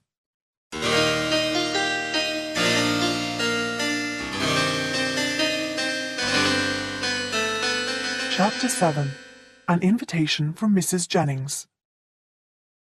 Mrs. Jennings loved to meet people and talk to them. The old lady spent many months of each year visiting her friends and relations in their houses in the country. But she always spent the winter months at her home in London. She had a house in Berkeley Street, a fashionable part of London. Before Charlotte was married, she had lived with her mother. Now Mrs. Jennings was alone, and she wanted some other young people to talk to. At the end of December, she decided to invite Eleanor and Marianne Dashwood to her house in London. She invited them to be her guests there. The Middletons and the Palmers would also be in London at this time. At first, Eleanor refused Mrs. Jennings' invitation. She thanked the old lady and said that she would not go. "I am afraid that I cannot leave my mother and Barton Cottage for such a long time," she said. "Your mother will not be lonely," Mrs. Jennings said. "She has Margaret to look after her. You and Marianne will enjoy London. The Miss Steeles will be coming to London with Sir John and Lady Middleton in the middle of January. My daughters, Lady Middleton and Mrs. Palmer, have many friends there, and we can visit them all. There are plenty of fine young men in London, you know. At least one of you will be married before the spring, I am sure." Marianne did not like these remarks. She thought that Mrs. Jennings was a foolish and vulgar old woman. But Marianne also knew that Willoughby would be staying in London that winter. Marianne wanted to see him again. She wanted to find out his true feelings for her. She wanted to accept Mrs. Jennings' invitation. Eleanor was afraid of seeing Edward Ferrars and Lucy Steele together in London. That was the true reason why Eleanor did not want to go there. But she understood Marianne's feelings. Eleanor always thought of other people's feelings before her own. "I know that Mrs. Jennings upsets you when she makes remarks about love and young men," Mrs. Dashwood told her daughters. "She is vulgar, but she has a kind heart. Remember, you will be with Lady Middleton too. Go to London and enjoy yourselves, my dears." Then Eleanor remembered that Edward would not be in London until February. She began to feel a little happier about the visit. The sisters accepted Mrs. Jennings' invitation. The journey to London took 3 days. Mrs. Jennings looked after her young friends very well during that time. Mrs. Jennings' fine house in Berkeley Street was large and well furnished. Eleanor and Marianne were both delighted when they saw the comfortable room that they were going to share. The sisters immediately sat down to write letters. "I'm writing to Mamma, Marianne," Eleanor said to her sister. "Why do you not wait a day or two before sending her your letter? You will have more to tell her then." "I am not writing to Mamma," Marianne said quickly. Marianne did not say anything more, but Eleanor saw the letter W at the beginning of the address. As soon as she had finished writing, Marianne called for a servant.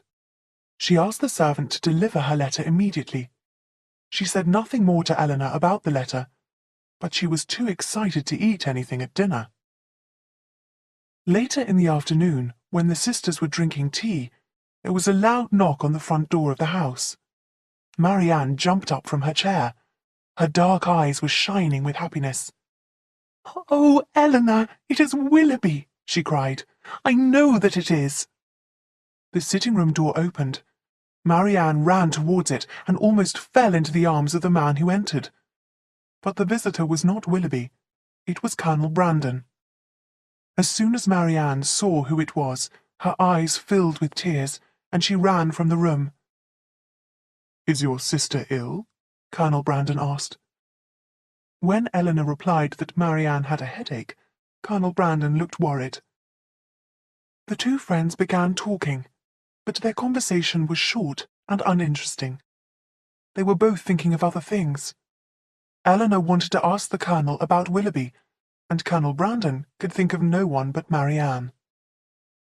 Next morning, Charlotte Palmer called to see her mother and her young visitors. Very soon they all went to Bond Street to visit all the fashionable shops there. As they walked along the street, Marianne looked for Willoughby. She did not see him, and she was disappointed. When they returned to Berkeley Street, Marianne asked a servant if Willoughby had called, but he had not called at the house, and there were no letters for Marianne either.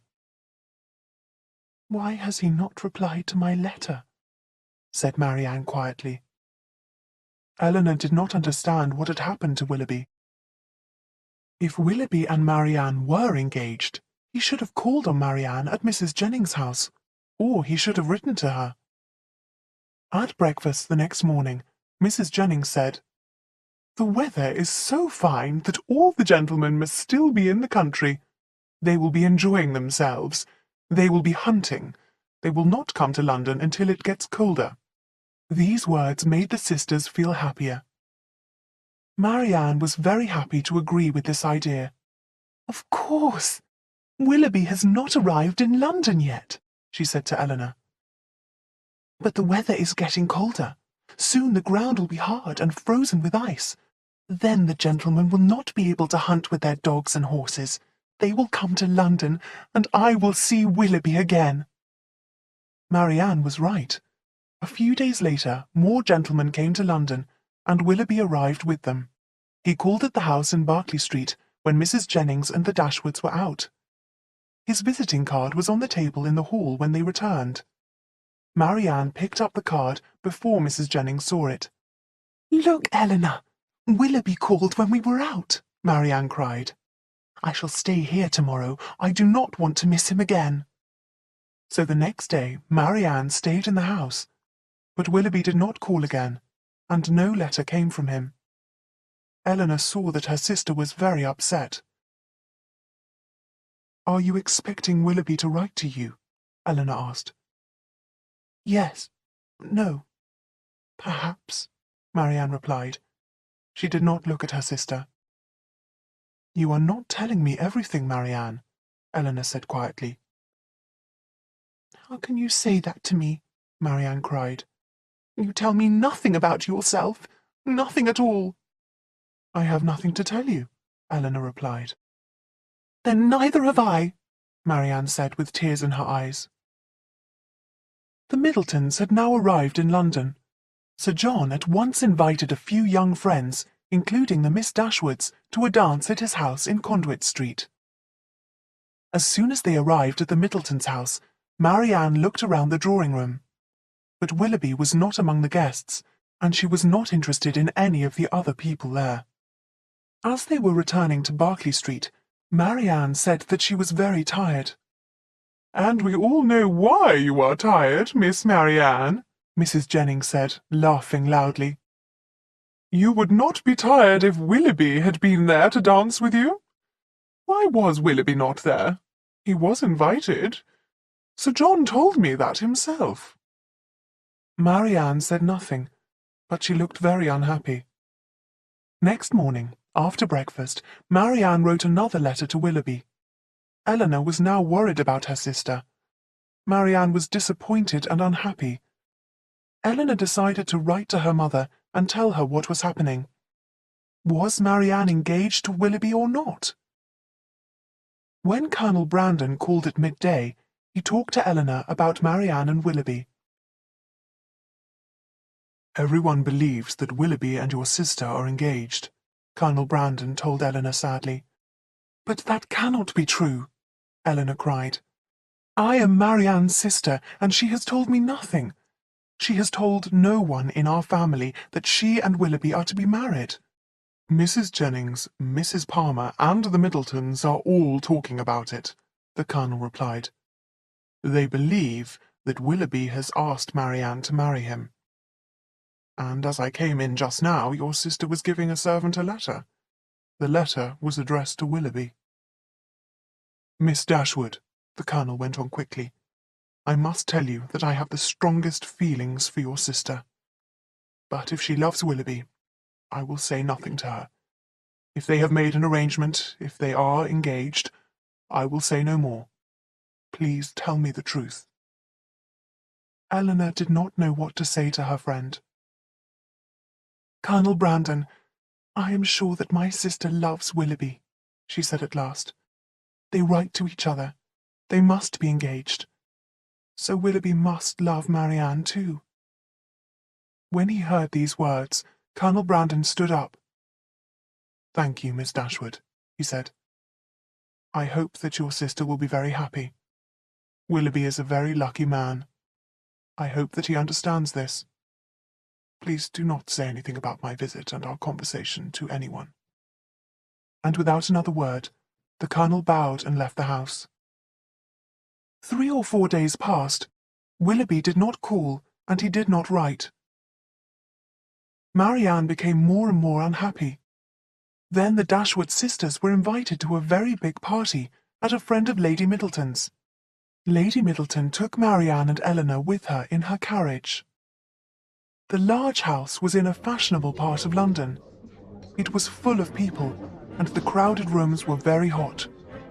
The Miss Dashwoods sat down to watch the guests talking, playing cards and dancing. Suddenly, Eleanor saw Willoughby standing in the next room. He was smiling and talking happily to a pretty young woman who was dressed in very fashionable clothes. Willoughby turned and saw Eleanor and Marianne. He bowed towards them, but went on talking to the pretty young woman. At that moment, Marianne saw Willoughby, and she stood up. She smiled, and her eyes shone with happiness. She began to walk across the room towards Willoughby, but Eleanor held her arm. "Oh, Eleanor!" Marianne cried. "He is here! Oh, why does he not come to me? I must speak to him." "Please, Marianne, people are looking at you," Eleanor said. "Perhaps Willoughby has not seen you yet." Then, at last, Willoughby looked again at the sisters and bowed once more. Eleanor and Marianne were now only a few feet away from the young man. "Miss Dashwood," he said to Eleanor, "how long have you been in London? Is your mother well?" Marianne ran towards Willoughby, holding her hand out to him. But the young man turned away from her and spoke again to the pretty young woman beside him. Marianne's eyes filled with tears. "Willoughby? Willoughby, what is the matter?" she cried. "Did you not receive my letters? Why will you not shake hands with me?" Other people nearby had now stopped talking. They were watching the four young people, and they were listening to their conversation. Willoughby touched Marianne's hand for a moment. "I called at Berkeley Street, but you were out," he said very quietly. "Did you not receive my letters?" Marianne cried again. "For God's sake, Willoughby, what is the matter?" "Yes, I received them. Thank you for telling me that you were in London," Willoughby said quickly. He bowed and moved away to speak to the fashionably dressed young lady again. "Eleanor, bring him back. I must speak to him," Marianne said. Her face was now very pale and her body was shaking. Eleanor helped her sister to sit down. "Nothing can be done now," Eleanor said. "Wait until tomorrow, my dear sister." A few minutes later, Willoughby left the room, and he did not return. Eleanor went to Lady Middleton and said that her sister was unwell. She asked if they could return to Berkeley Street. Marianne said nothing during the journey back to Mrs. Jennings' house. Eleanor helped her sister to their room, and Marianne was soon in bed.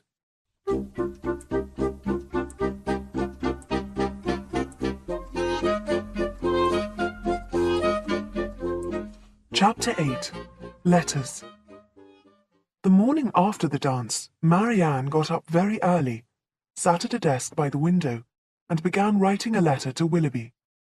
It was now the middle of the month of January, and the mornings were cold and dark. As Marianne wrote, she wept loudly, and her body shook with the cold. The sound of her crying woke her sister. "Marianne, may I ask you?" Eleanor began. "No, Eleanor," Marianne replied. "Do not ask me anything yet. You will soon know everything." Eleanor understood that Marianne was writing her last letter to Willoughby. There was nothing more that Eleanor could say. Marianne soon finished writing the letter, and she gave it to a servant. Now she could only wait and hope for a reply.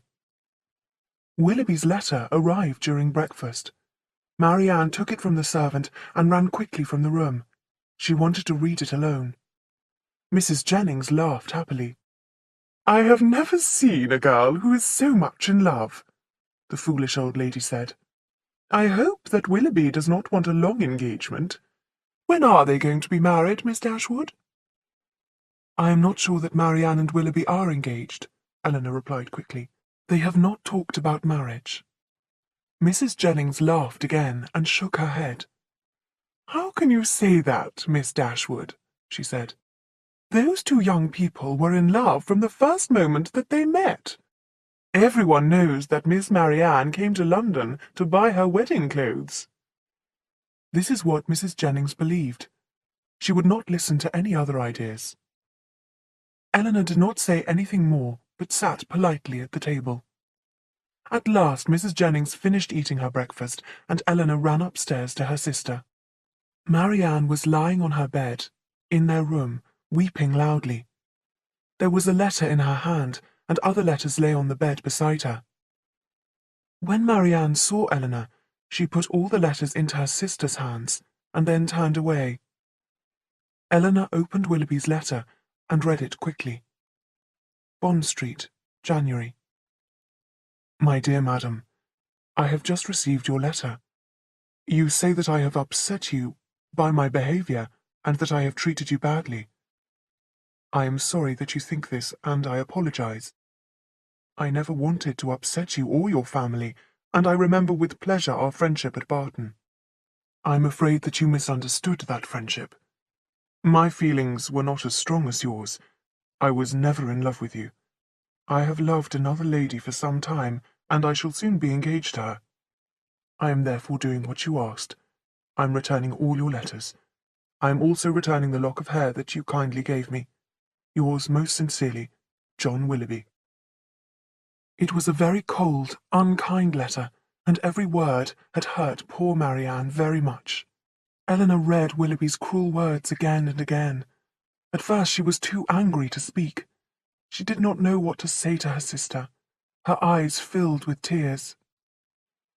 "Poor Eleanor, how unhappy I have made you," Marianne said at last. My unhappiness has made you unhappy too." As she said this, Marianne began to cry more loudly than before. "Dear Marianne, please stop crying," Eleanor told her sister kindly. "You will make yourself ill and upset all your friends and family." "I am not like you, Eleanor. I cannot hide my feelings," Marianne replied.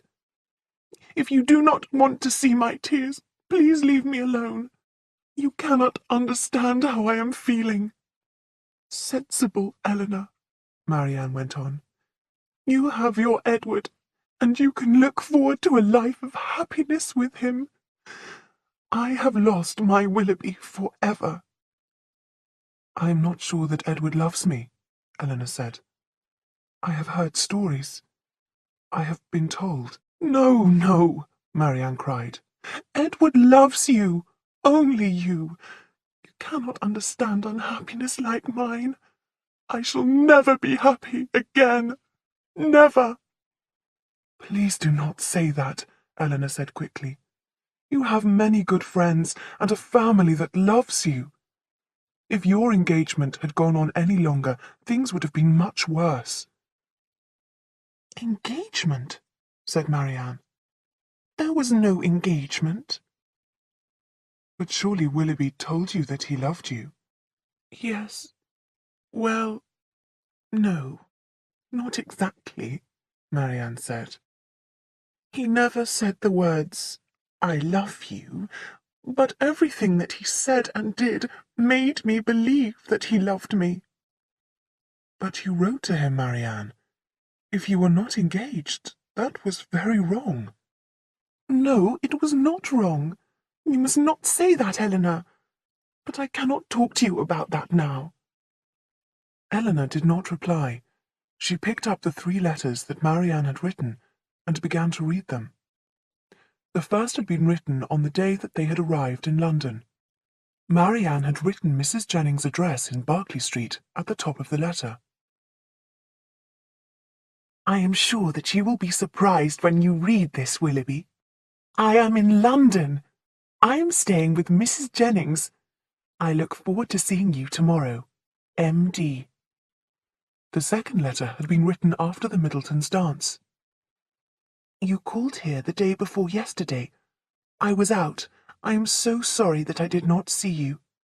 I wrote to you a week ago, and you still have not answered my letter. I expected to see you at Lady Middleton's dance last night. Why were you not at her house in Conduit Street? You must want to see me as much as I want to see you. Come soon. M.D." In her third letter to Willoughby, Marianne had written, "I cannot understand the way that you behaved last night. You must explain your cruel treatment of me. I spoke to you as a loving friend, and you turned away from me. Why? Why have your feelings for me changed? Or have I misunderstood your behaviour from the day that we met? If that is the truth, though I cannot believe it, you must return my letters, and please return the lock of my hair that you asked for at a happier time. M.D." Marianne waited until her sister had read the letters, and then she spoke. "I loved Willoughby, and Willoughby felt the same about me," she said. "I know that he loved me. I felt that I was engaged to him. But someone has changed him. Someone has made him cruel. I have an enemy, but it is not Willoughby." "Then show the enemy your pride, my dear sister," Eleanor said. "Be strong. Do not let your enemy see your unhappiness." "No, no, I am too unhappy to have any pride," Marianne replied. "I cannot look happy when I am not. Oh, Eleanor, I am so miserable. Please let us go home to Mamma. Let us go home to Barton tomorrow." "No, Marianne, we cannot do that." "Then we must go home in a day or two. Mrs. Jennings and Lady Middleton will ask me lots of questions that I will not want to answer. They will feel sorry for me, and that will make me more unhappy." Before Eleanor could reply, Mrs. Jennings herself came into the room. "How are you, my dear Marianne?" she asked, but the unhappy girl could not answer. "Poor Miss Marianne," Mrs. Jennings said to Eleanor. "I have just come back from a visit to my friend, Mrs. Taylor, and while I was there, I heard some news about Willoughby." Marianne began to cry again, so Eleanor and Mrs. Jennings left her alone. As they walked downstairs, Mrs. Jennings went on talking. "Willoughby is going to be married very soon to Miss Sophia Grey. Miss Grey is not as beautiful as Marianne, but she is pretty and has £50,000 of her own. Willoughby has behaved very badly," Mrs. Jennings went on, "but he needs Miss Grey's money. Young men cannot live without money, you know. But perhaps this news about Willoughby will be good luck for Colonel Brandon."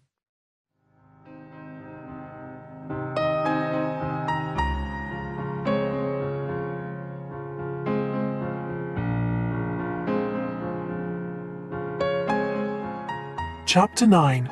Colonel Brandon's Story. Colonel Brandon was a visitor at Mrs. Jennings' house soon after Willoughby returned Marianne's letters.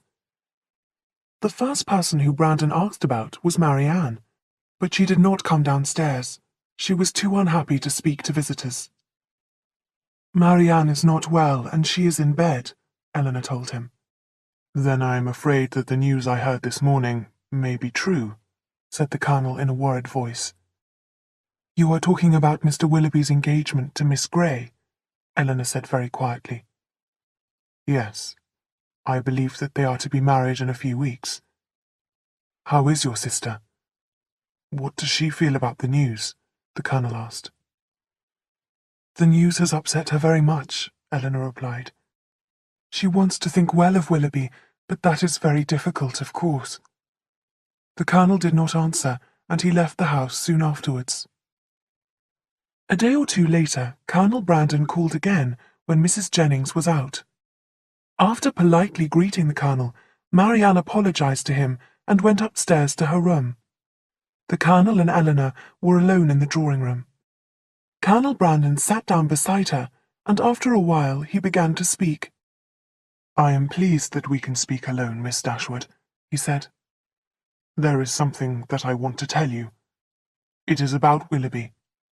The story is an unhappy one, but I believe that your sister should know it. I think that it will help her.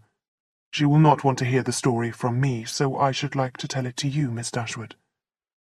"Please continue, Colonel Brandon," Eleanor said. "I should very much like to hear this story." "My story begins some time ago," the Colonel said. "It is about a lady. She was an orphan. Her parents died when she was a young girl. Her name was Eliza Williams. When Eliza's parents died, my father brought her to live in our house. I was a very young man, and I fell in love with Eliza at once. And she loved me. Eliza was beautiful and intelligent. She loved art, poetry, music, and literature. She had strong feelings about love and life. I was reminded of Eliza the first time that I saw your sister, Marianne. Eliza was not only beautiful, she was also very rich. When she was 17, she had to marry my elder brother. My family needed money to make repairs to our house at Delaford, so my father made Eliza marry my brother. I could do nothing. Soon after the marriage, my father died, and I joined the army. I went to India. 2 years later, I heard that the marriage between Eliza and my brother was over." Colonel Brandon went on. "My brother and Eliza were divorced. My brother had been very cruel to Eliza. He had beaten her. She had run away with another man. I could not return to England for another 3 years, but when I came back, I looked everywhere for Eliza. I did not find her for 6 months. By that time she had no money and she was very ill. She was dying. I put her in a comfortable place with servants to look after her. I visited her every day, and I was with her when she died. Eliza left me her little girl, who was then about 3 years old. She had named her daughter Eliza too, I promised to look after little Eliza, and I sent her to school when she was old enough. I was happy to do this. After my brother died, I inherited Delaford, and little Eliza often visited me there," said Brandon. "When Eliza was 14, about 3 years ago, she went to live with a very good woman in the county of Dorset. Last February, Eliza went to the town of Bath with one of her friends. Then she disappeared for 8 months. Later I learnt that she had left Bath with a young man." The Colonel stopped speaking and looked sadly at Eleanor. "Good heavens!" Eleanor cried. She had guessed the truth. "Do you mean that the young man was Willoughby?" "Yes, that young man was John Willoughby," Brandon said quietly. "I did not hear from Eliza until October. I was staying with the Middletons at Barton Park. Her letter was sent on to me there from Delaford. It gave me terrible news. I had to leave Barton at once. I could not take you all on the visit to Whitwell, my brother-in-law's house. When I reached Eliza in London," Brandon continued, "she was in terrible trouble. She was expecting a child, Willoughby's child. He had seduced her, spent her money, and left her. She never saw him again." "This is terrible news," Eleanor cried. "Now you understand Willoughby's true character," Colonel Brandon said. "You can understand my feelings when I saw him with your sister at Barton. And this man has now deceived Marianne." "Have you seen Mr. Willoughby since you left him at Barton?" Eleanor asked. "Yes, we met once," the Colonel said. "Willoughby had to be punished, and so we fought together. We fought a duel. I'm a soldier and I can shoot very well. Neither of us was wounded during the duel, and our meeting is still a secret." "And what happened to Eliza?" Eleanor asked. "She gave birth to her child, and they are now both living in the country," Colonel Brandon replied. "But I have kept you from your poor sister for too long," he went on. "I ask you to tell her this sad story. She should know the truth. I am sure that you agree." Eleanor told Marianne the Colonel's story the next day. Marianne said very little when she heard about Eliza and Willoughby, and she did not cry. But Eliza's story had made Marianne very unhappy. She believed every word of it. Soon after the Colonel's visit, Marianne felt stronger, and she left her room. Sometimes she smiled and spoke a few words to Brandon when he visited. Eleanor wrote to their mother and told her the whole story of Willoughby and young Eliza Williams. Mrs. Dashwood was upset, but she told her daughters that they should stay in London for a few more weeks. Barton Cottage would only remind Marianne of happier times with Willoughby. Mrs. Dashwood had also heard that Mr. and Mrs. John Dashwood would soon be in London. They had rented a house in Harley Street for a few months. Mrs. Dashwood wanted Eleanor and Marianne to see their brother again. She wanted her daughters to be friends with him and Fanny. The Dashwood sisters were now thinking of each other's feelings. Marianne was staying in London to help her sister. Eleanor was staying to help Marianne. And Eleanor was very careful not to speak about Willoughby when Marianne was in the room. Even Mrs. Jennings and Charlotte Palmer said nothing about Willoughby when they were with Marianne. Early in February, Willoughby and Miss Grey were married. They left London at once and travelled to Willoughby's home in Somerset. When Marianne heard this news, she stayed in her room all day and wept many tears. But after a few days, she was able to leave the house and meet people again.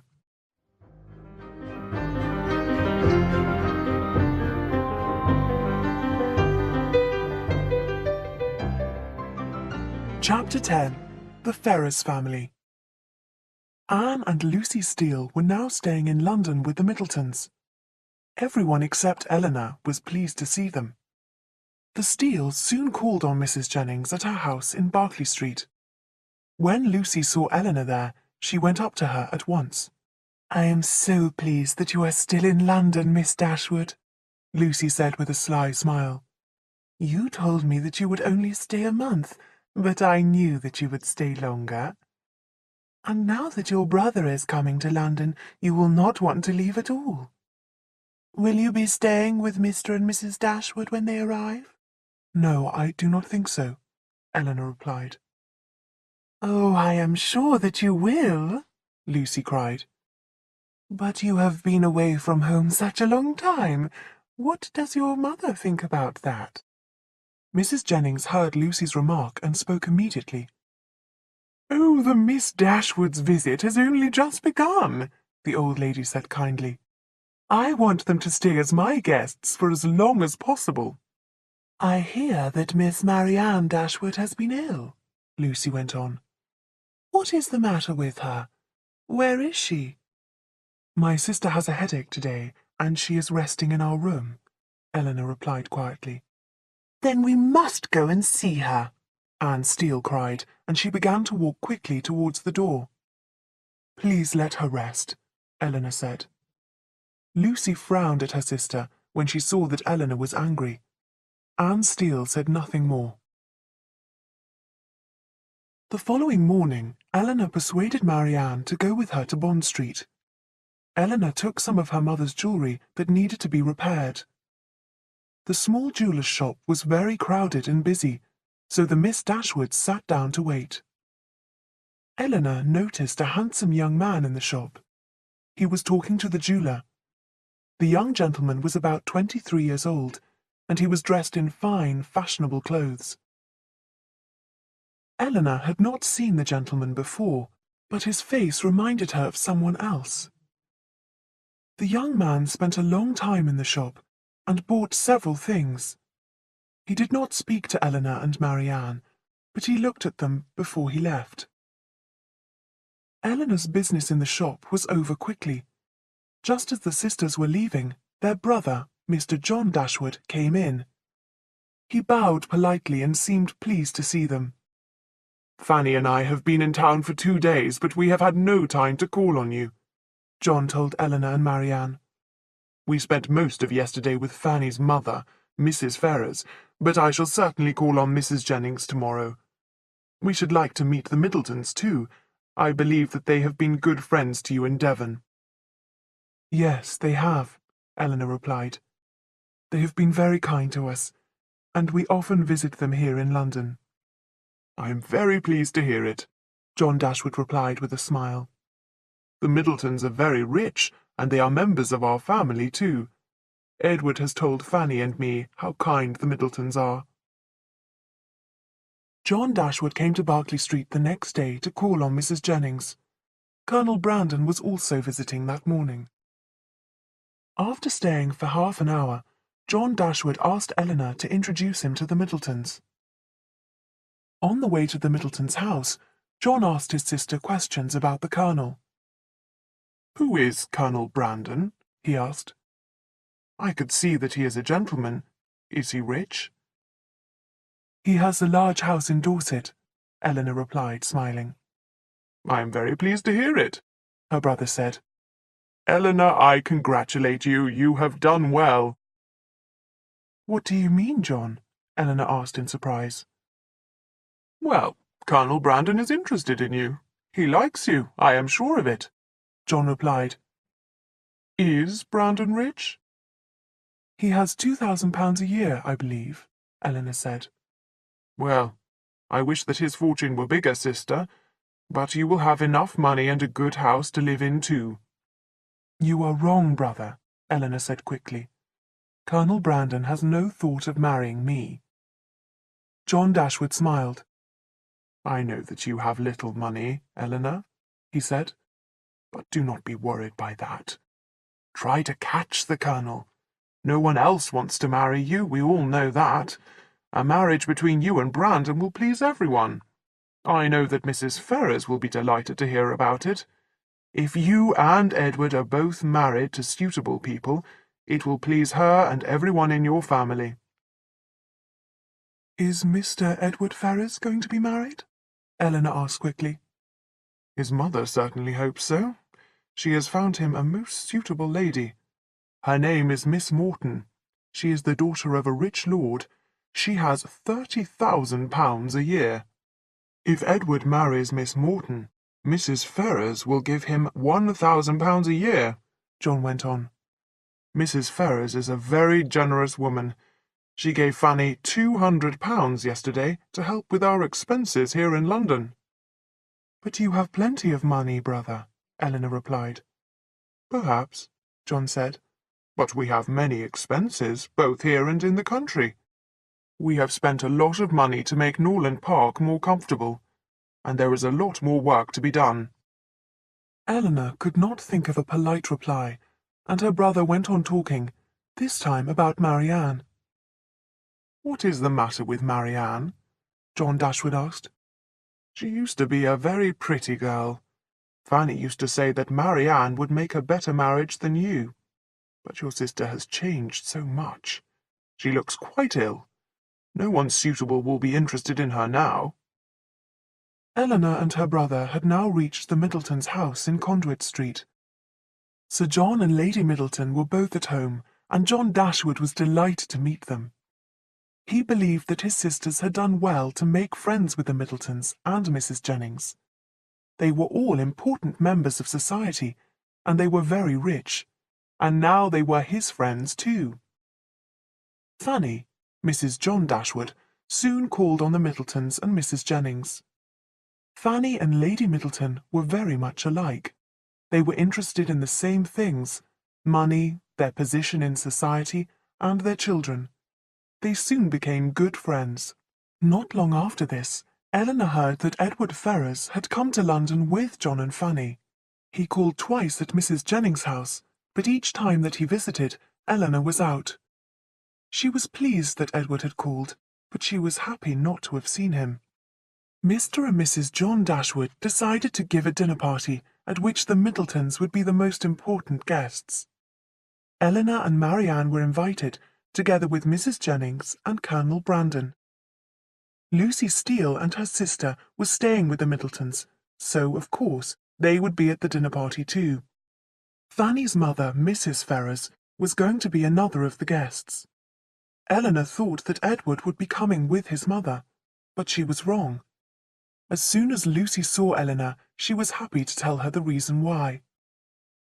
"My dear Edward will not be at the Dashwoods' dinner on Tuesday," Lucy said. "He is not going because he would not be able to hide his feelings for me.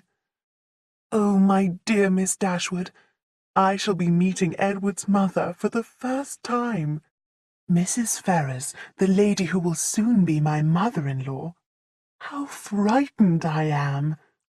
As she said this, Lucy looked at Eleanor slyly. Eleanor very much wanted to tell Lucy about Mrs. Ferrars' plans for Edward and Miss Morton, but she did not. Instead, she said, "I feel very sorry for you, Lucy." Mrs. Ferrars was a small, thin woman with pale skin. Her plain face had a proud, angry look, and she did not speak to Eleanor and Marianne at all.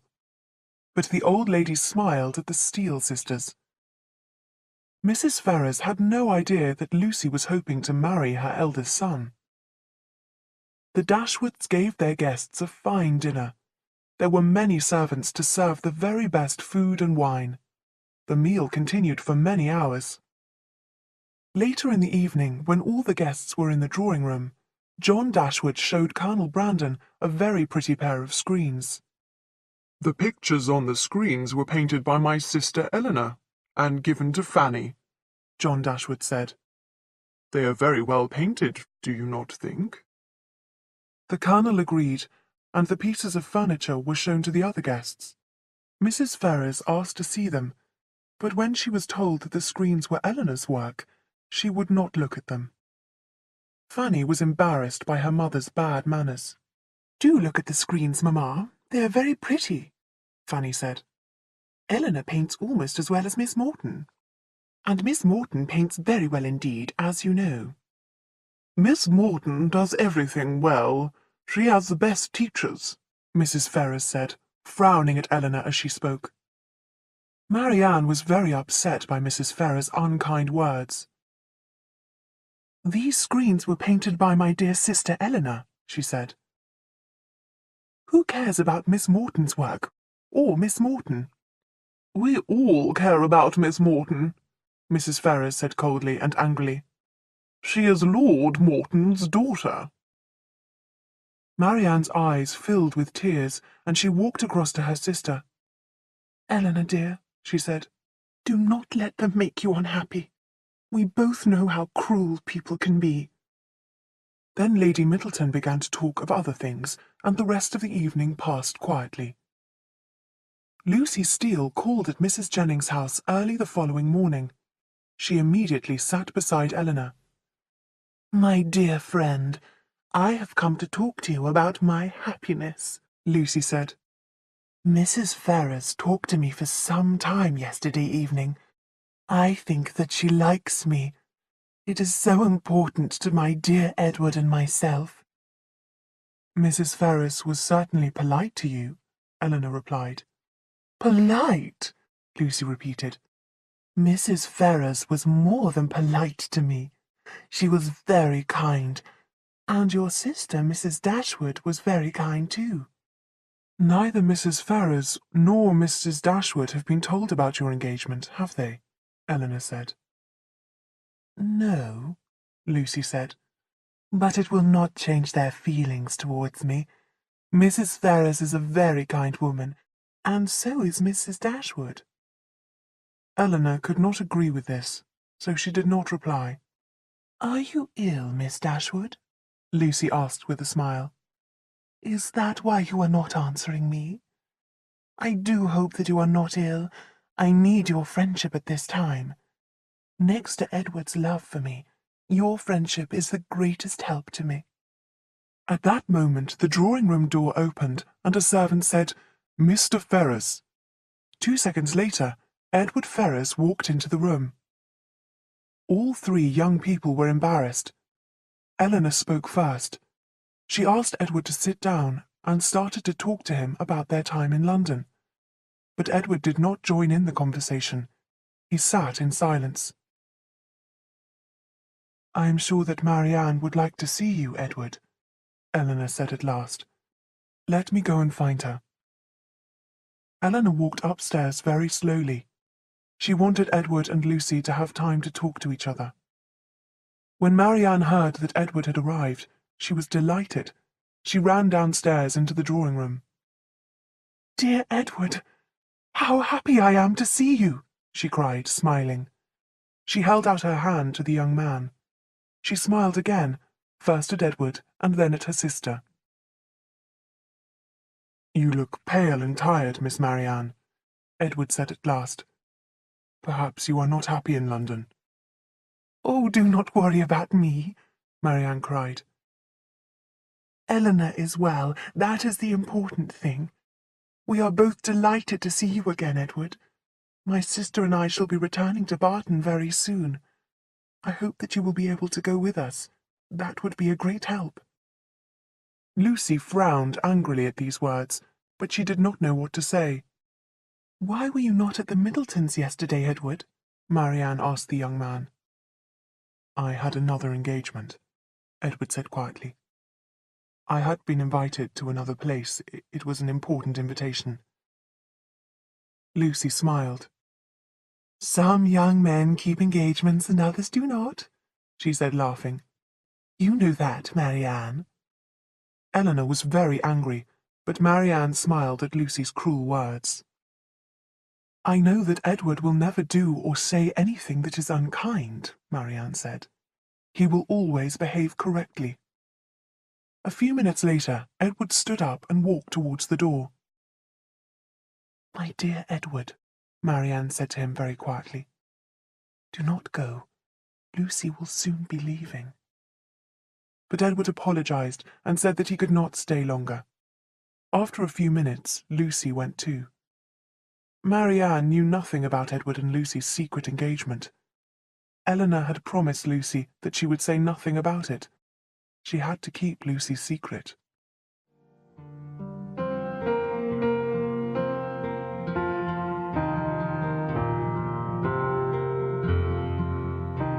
Chapter 11.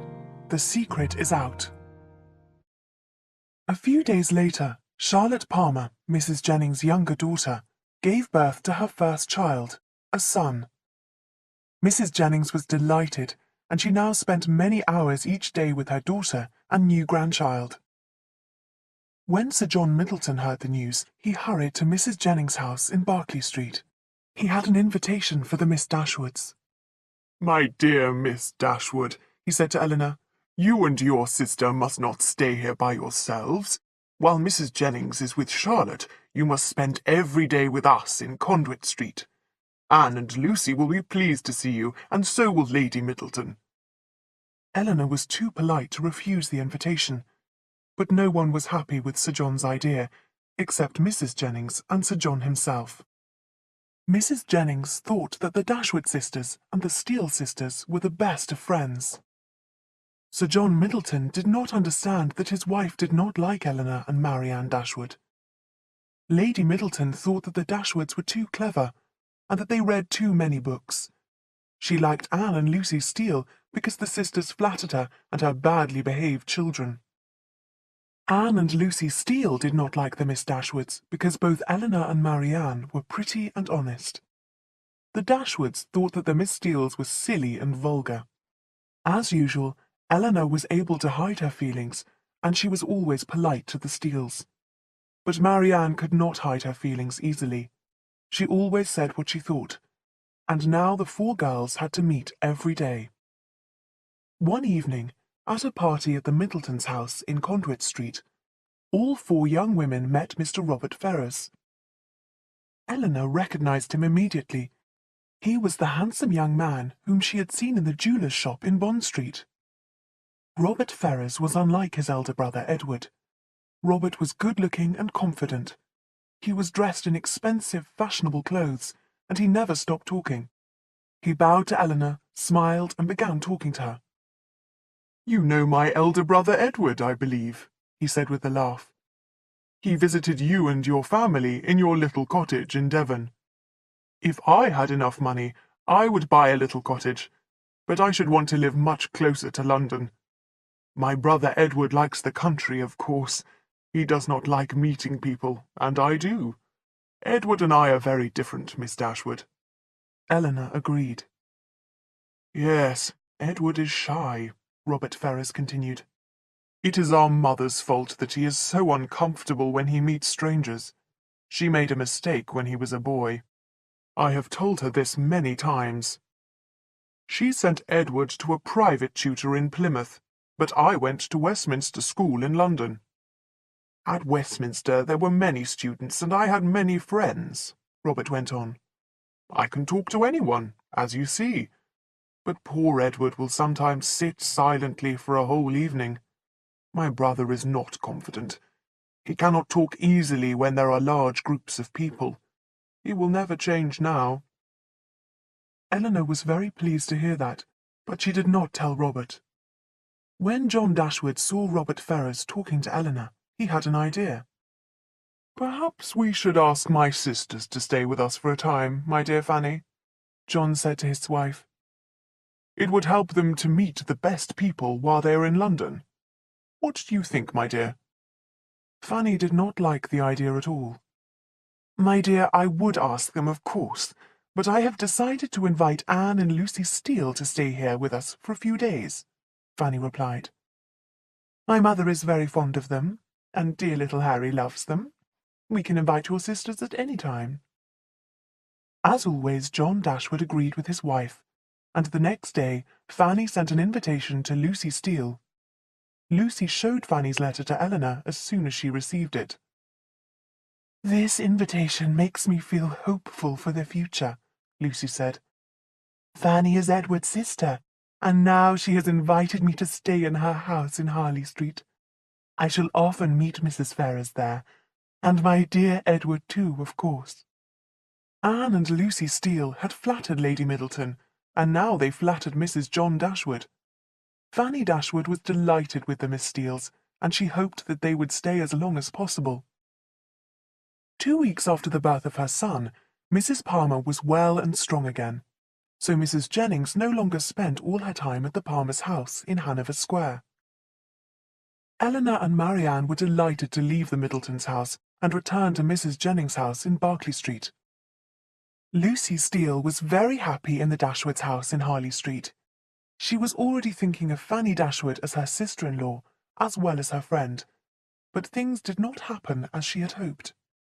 One day, Mrs. Jennings came to Eleanor with a piece of gossip that she had just heard. "My dear Miss Dashwood," Mrs. Jennings cried, "you will never believe my news. I could not believe it myself at first." "What is it, ma'am?" Eleanor asked in surprise. "You will never believe it," the old lady said again. "Mr. Edward Ferrars has been secretly engaged to my cousin Lucy Steele for more than a year. And no one knew about it except her sister Anne. This is what happened. This is how the secret came out. Yesterday, Fanny Dashwood and Anne Steele were sitting together," Mrs. Jennings went on. "Fanny began to talk about her brother Edward marrying Lord Morton's daughter. As you know, Anne and Lucy were warmly welcomed into Fanny's house. Fanny became especially fond of Lucy. She was pleasant to her and gave her gifts.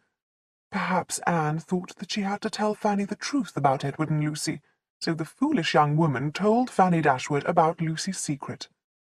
"My dear Fanny," Anne told Fanny with a laugh, "your brother Edward cannot marry Miss Morton.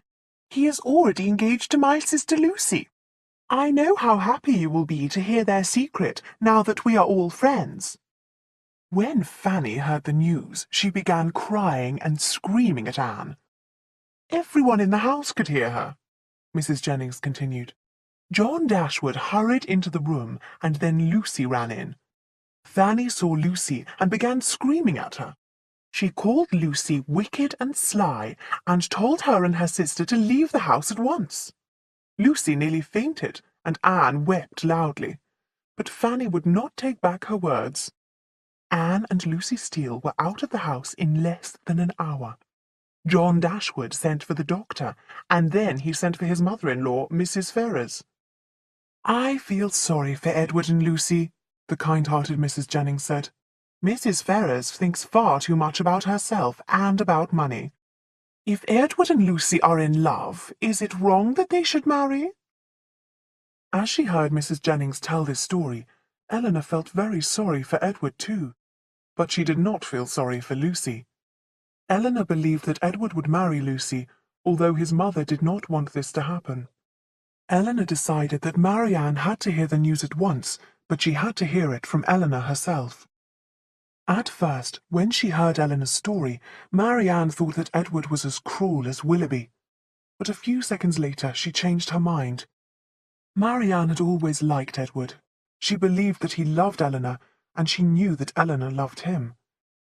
Marianne was sure of one thing. She had never liked Lucy Steele. Now she hated her. "How long have you known about this engagement, Eleanor?" Marianne asked. "Did Edward write and tell you about it?" "No, he did not," Eleanor replied.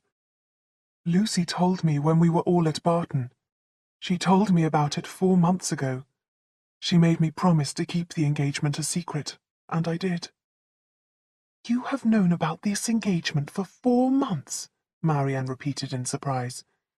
"You are very strong, Eleanor, and you keep your feelings hidden. But this secret must have made you very unhappy. I know that you love Edward." "Yes, I do love him, Marianne, but my love has to be a secret too. I do not want to hurt Edward.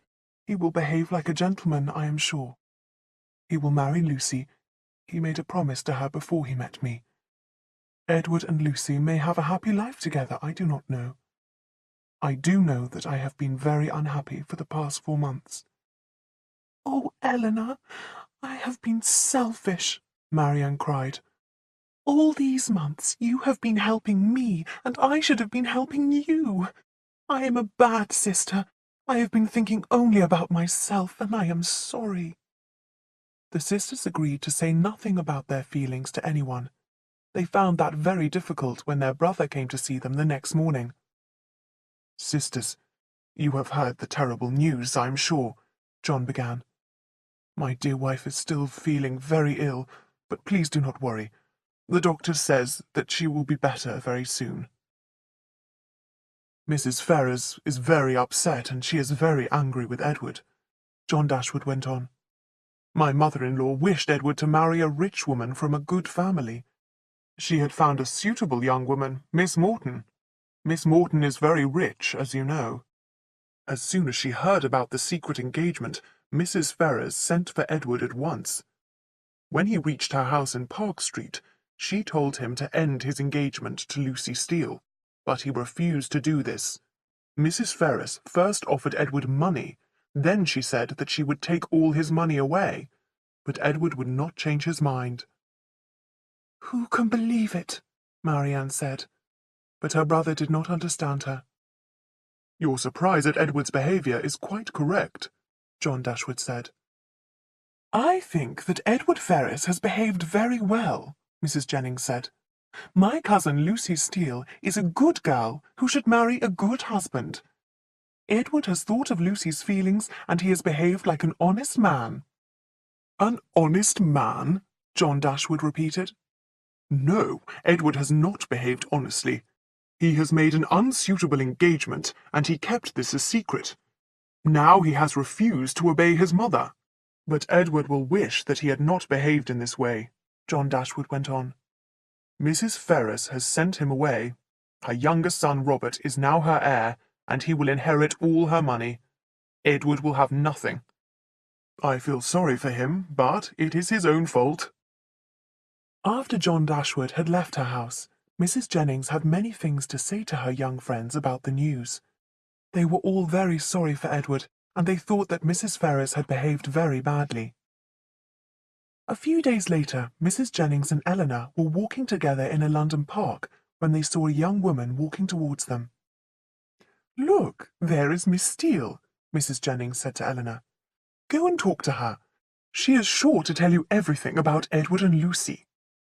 Mrs. Jennings walked away to speak to a friend, and Miss Steele walked up to Eleanor. "I am so pleased to see you, Miss Dashwood," Anne Steele cried. "You have heard the news, of course. I am afraid that Lucy was angry with me because I told Mrs. John Dashwood about the engagement. People have been saying such bad things about Lucy and Edward. I am sure that you have heard the gossip." "I have heard nothing," Eleanor replied. "Well, I can tell you the truth," Anne said. "We are now staying in Bartlett's Buildings. My uncle, Mr. Pratt, has an apartment there. We did not hear from Edward for 3 days, and Lucy wept all that time. Then Edward came back to London today, and we are all happy. After leaving his mother's house in Park Street, Edward went into the country," Anne Steele said. "He stayed there all of Thursday and Friday. Then he decided to come back to us. Dear Edward, I heard every word that he said to Lucy. At first, Edward said that he was too poor to marry. Then Lucy said that she did not mind being poor as long as she had love. Are those not beautiful words, Miss Dashwood? Then they moved away from the door, and I could not hear any more." "What do you mean, Miss Steele?" Eleanor said. "Are you saying that you listened to their private conversation?" "Well, they would not be talking about love if I was in the room," Miss Steele said with a laugh. "Lucy would listen at a door if I was talking about love with a young man, I am sure." "I am sure that she would," Eleanor said quietly, but Miss Steele did not hear this. "Edward has decided to become a clergyman," Anne Steele continued. "He is going to be ordained as soon as possible. Then he will look for a church where he can live and work. I know that Edward and Lucy will be happy." Eleanor could not agree with this, but she said nothing. "Well, I must go," Miss Steele said. "Please give my best wishes to Mrs. Jennings and Miss Marianne. Perhaps we shall all meet when Lucy and Edward are married." And with another foolish laugh, Miss Anne Steele walked away. The next morning, Eleanor had a letter from Lucy herself. "My dear Miss Dashwood, I am writing to you as a friend. I want to tell you about my dear Edward and myself. We have both been very unhappy, but now all is well. I spent 2 hours with Edward yesterday afternoon.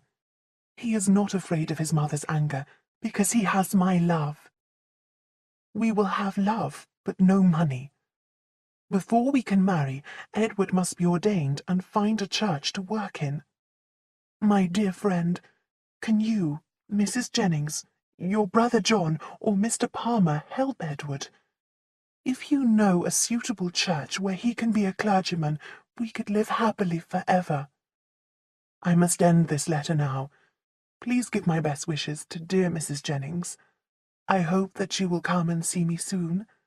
I also send my best wishes to Miss Marianne, Sir John, and Lady Middleton, and their dear, dear children. I am your very dear and true friend, Lucy Steele. Eleanor showed the letter to Mrs. Jennings, because that was what Lucy wished. Poor Lucy, the kind old lady said. She has written a very good letter, and I shall go and visit her. I hope that someone will be able to help Lucy and Edward soon. I feel sorry for them both.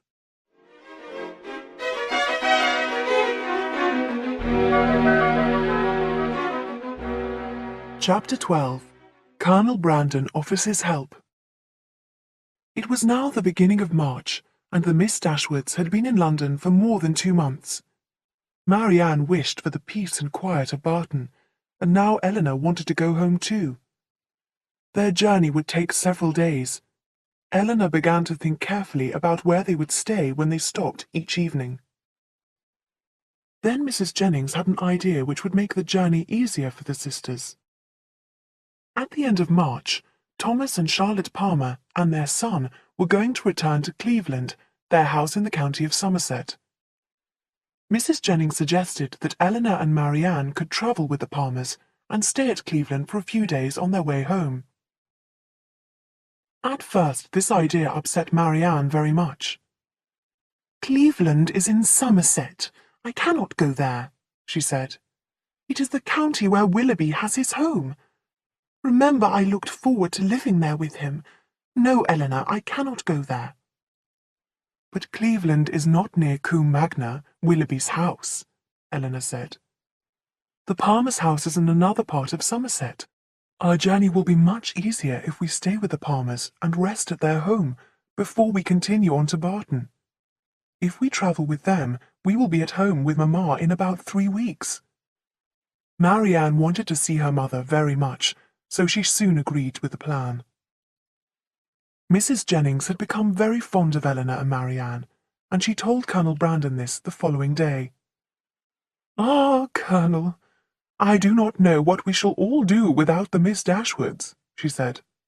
How lonely we shall both be. The old lady was now sure that the Colonel wanted to marry Eleanor. She watched them as they sat talking together, and she smiled. The Colonel has come to ask Eleanor to marry him, Mrs. Jennings said to herself. However, Colonel Brandon was talking to Eleanor about something very different. He had come to talk to her about Edward Ferrars and his mother.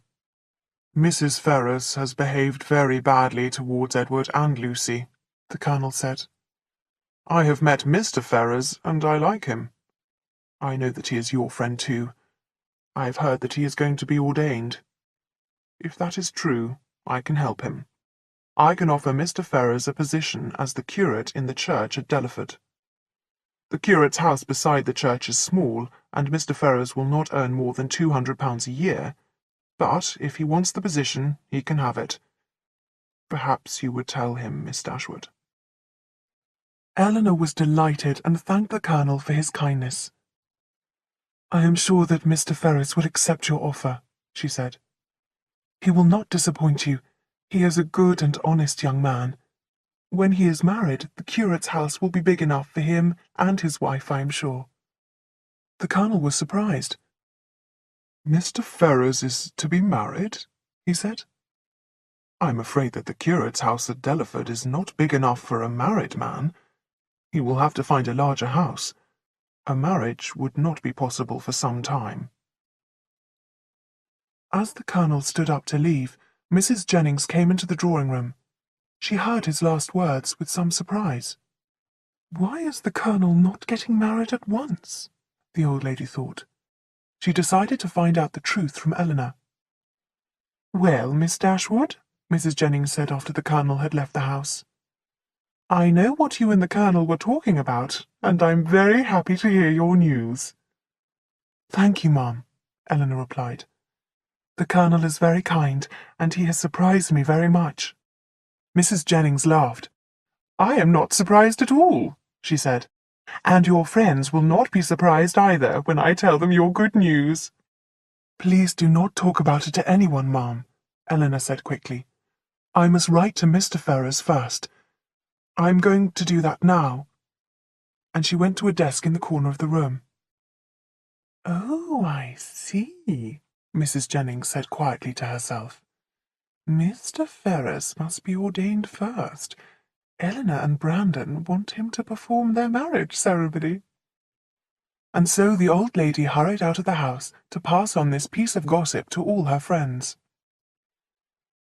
Eleanor did not hear Mrs. Jennings' words because she was thinking about her letter to Edward. As she sat down to write, Edward himself came into the room. The young people were both very surprised to see each other, and they did not know what to say or do.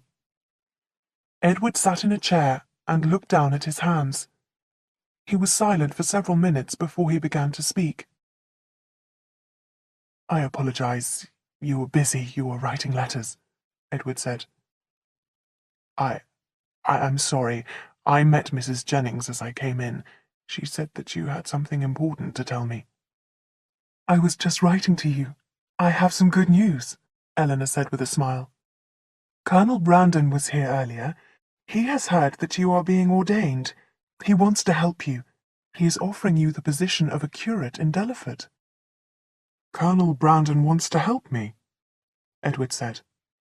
Yes, he heard about your problem, and he wants to help you. Colonel Brandon wants to help me, Edward repeated. The Colonel is your friend, Ellen, not mine. You must be the reason for his kindness to me. No, I said nothing to the Colonel, Eleanor told Edward. It was his idea, not mine. Edward stood up quickly. Then I must go and thank the Colonel at once, he said. Then he bowed and left the room. Eleanor sighed. When I see dear Edward again, he will be married to Lucy Steele, she thought. Mrs. Jennings returned soon after Edward's visit. She still thought that Eleanor was going to marry Colonel Brandon. At first, Mrs. Jennings was very disappointed when Eleanor told her the truth. But the old lady was soon cheerful again, and she talked happily about visiting Edward and Lucy in their new home. Mrs. Jennings then went and told this piece of news to her friends, and soon everyone had their own ideas about it. Mr. and Mrs. John Dashwood were very surprised by Colonel Brandon's kindness to Edward. John wanted to know how much money Edward would get every year. Fanny was angry and upset because Edward and Lucy would now be able to marry. John and Fanny decided not to tell Mrs. Ferrars the news. They knew that she would be very angry. Mr. Robert Ferrars laughed when he heard the news. Poor Edward, Robert said. What a dull life he will have as a poor clergyman.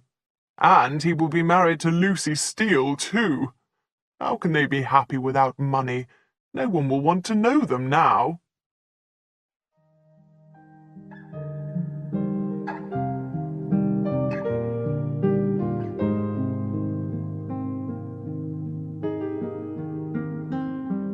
Chapter 13. Cleveland. In the first week of April, the Palmers, Mrs. Jennings, the Miss Dashwoods, and Colonel Brandon left London for Cleveland. The ladies rode in a carriage, and they took Charlotte's baby with them. They arrived at Cleveland on the morning of the third day. Colonel Brandon and Mr. Palmer rode horses, and they followed more slowly. Cleveland was a big, fine house that was surrounded by pretty gardens and beautiful trees. For the first few days, the weather was fine, and Marianne spent her time walking in the gardens. Combe Magna, Willoughby's home, was 30 miles away, but the house and its owner were always in Marianne's thoughts. By the time that Colonel Brandon and Mr. Palmer arrived, rain had started to fall. For several days it was so wet that they all had to stay indoors. The friends happily sat and talked to each other. In his own home, Mr. Palmer was no longer rude. He was polite and kind to his visitors. Colonel Brandon often talked to Eleanor, but his eyes were often turned towards Marianne. It was the Colonel who first noticed that Marianne was sick. She had gone for a walk where the grass was long and wet. Then she had come indoors and sat for too long in her wet shoes and stockings. She caught a cold. Marianne went to bed early and she woke up the next day feeling tired and ill. By the evening she had a fever, and the Palmers sent for their doctor. The doctor came and looked at Marianne carefully. He touched her forehead. Her skin was very hot and her body was shaking. The doctor looked very worried. "This young lady has a bad fever," he said. "You have a very young baby, Mrs. Palmer. I suggest that you and your child leave Cleveland for a time. You do not want your baby to catch the fever too." Charlotte agreed, and she left Cleveland the same day. She went to stay with some neighbors. Mrs. Jennings was worried about Marianne, and she said that she would stay at Cleveland. Eleanor was very pleased to have the kind old lady's help, and they decided to look after Marianne together. On the third day of Marianne's illness, Mr. Palmer left Cleveland. He went to join his family at their neighbor's house. Colonel Brandon stayed at Cleveland so that he could offer his help. Marianne knew nothing about all this. She was too ill. She saw only Eleanor, Mrs. Jennings, and the doctor, who came every day. 3 days later, when Marianne woke in the morning, she felt a little better. But that evening, she became much worse. By midnight, the poor girl was weeping and asking to see her mother. A servant was sent to get the doctor. "Miss Marianne Dashwood is extremely ill," the doctor said. "Her mother should be here. Please send for her, Miss Dashwood. Your sister is in great danger." Eleanor was very frightened, and she ran downstairs to speak to Colonel Brandon. "Oh, Colonel Brandon," Eleanor said with tears in her eyes, "we need your help. My sister is very ill, and the doctor says that our mother should be here." The Colonel stood up. "I will leave for Barton at once," he said. "I can bring your mother here. In about 22 hours. I shall be as quick as I can." In half an hour, a carriage and a pair of horses were ready, and the Colonel was on his way to Barton. The doctor called twice in the next 10 hours. Each time that he came, Marianne was asleep, and she was breathing very quickly. She could hear no one, and she could see no one. She did not know who was beside her bed. Her fever was now at its worst. When the doctor called at 4 o'clock in the afternoon, Marianne's breathing was slower and her skin was cooler. Once or twice she opened her eyes. Eleanor sat beside her poor sister's bed and held her hand. At 6 o'clock, Marianne was in a deep, peaceful sleep. Eleanor began to hope that her sister would get well. At 7 o'clock, Marianne was still sleeping comfortably. Eleanor went downstairs to have tea with Mrs. Jennings and to give her the good news. Then she went back to her sister's room and sat down by the bed once more. Colonel Brandon would not return with Mrs. Dashwood until 10 o'clock. The night was cold and stormy. The wind blew and the rain fell. Marianne went on sleeping. At 8 o'clock, Eleanor thought that she heard the sound of a carriage driving up to the house. She ran to the window, opened the wooden shutter, and looked out. Yes, there were the lights of a carriage outside, but the carriage was being pulled by 4 horses, not 2. That must be why Colonel Brandon has returned so quickly, Eleanor thought. Eleanor ran downstairs to see her mother and Colonel Brandon. She was smiling happily. Now everything would be well.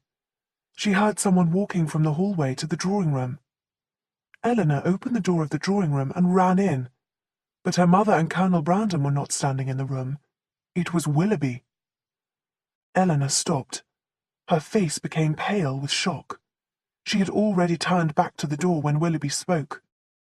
"Miss Dashwood," Willoughby cried, "give me time to explain why I am here. Please stay and hear what I have to say." "No, sir," Eleanor said quickly. "I shall not stay. I do not want to hear your explanation. Perhaps you have business with Mr. Palmer. I am sorry, but he is away at the moment. I do not know Mr. Palmer, and I have no business with him, Willoughby said. I came as soon as I heard the terrible news about your sister. Please let me explain why I am here, Miss Dashwood. Eleanor sat down. Then please be quick, sir, she said. My sister needs me, and I have no time to talk to you. The servant told me that your sister is now out of danger. Is that true? Is she a little better?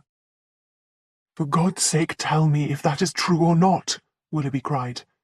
His face was pale, and his eyes were wide and dark.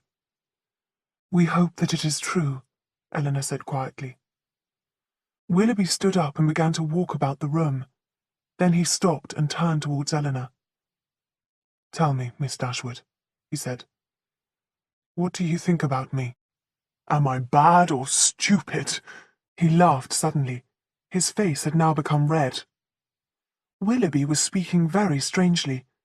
Eleanor began to think that he was drunk. Mr. Willoughby, I think that you should go home and rest, Eleanor said, frowning. Willoughby understood. No, Miss Dashwood, I am not drunk, he said. I have come here for a very good reason. I am very, very sorry. I have come here to make an apology and explain my behaviour to your sister. Perhaps, in time, she may even forgive me. Marianne has already forgiven you, Eleanor replied. She forgave you long ago. Then you must listen to me, Miss Dashwood. Last autumn I had to spend some time in Devon, at Allenham Court with Mrs. Smith. Then I met your sister. Her interest in me was very flattering, and I did my best to please her. I have heard enough, Eleanor said coldly. I cannot listen to you any more. But you must, Willoughby replied. I have to tell you everything now. I am a gentleman, but I have never had much money of my own. My friends have always been much richer than me. When I was with them, I spent money freely, and I soon had many debts. I was not going to inherit Mrs. Smith's money for many years, so I decided that I must marry a rich woman. I had no thought of marrying anyone like your sister. That was not possible. But Marianne is very beautiful, and I began to grow very fond of her. I fell in love. I could not help it. Then you did have feelings for Marianne, Eleanor said. The hours that I spent with your sister were the happiest of my life, Willoughby said. But then something happened that changed everything. Mrs. Smith heard a story about me. She heard about someone, a lady whom I... But I believe that you have been told everything, Miss Dashwood, Willoughby said. Yes, I have heard it all, Eleanor said angrily. You left a young, pregnant girl alone and without money. You behaved very badly towards that poor girl. She had no one to help her. It was a wicked thing that you did.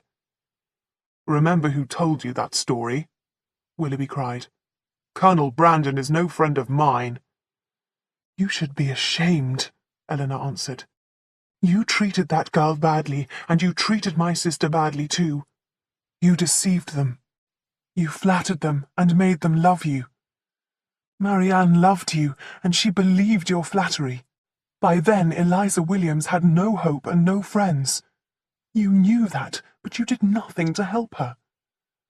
I did not know that Eliza was in trouble, Willoughby said quickly. I had forgotten to give her my address, and she could not write to me. Mrs. Smith thought the worst of me too, Willoughby went on. She is an old woman, and she does not understand a young man's feelings. She said that she would forgive me if I married Eliza. I could not do that, so Mrs. Smith sent me away. She told me that I would never inherit her money. Miss Sophia Grey was very rich, and I decided to marry her, Willoughby said. She was pleased to get a husband. That is all. We do not love each other. Miss Grey is now your wife, Eleanor said quietly. Please don't speak about her in that way. You have made two young women unhappy. First Eliza and then my poor sister. You were cruel to Marianne when you said goodbye to her at Barton. You were cruel to her again in London, in front of her friends and many other people. Your last letter to Marianne was the cruelest thing of all. You have not behaved like a gentleman, Mr. Willoughby. My wife made me write that letter, Willoughby said. She was angry and jealous. Oh, why did I leave Marianne for her? You have already told me why, Eleanor said. Do not say that your wife is the reason for your bad behaviour. Perhaps you have been foolish rather than wicked, but you have hurt my sister terribly. She has been very unhappy. Then please tell your sister that now I am unhappy too, Willoughby replied. I still love Marianne. I came here tonight because I met Sir John Middleton in London. He told me that Marianne was dying. Mrs. Jennings had written to tell him the news.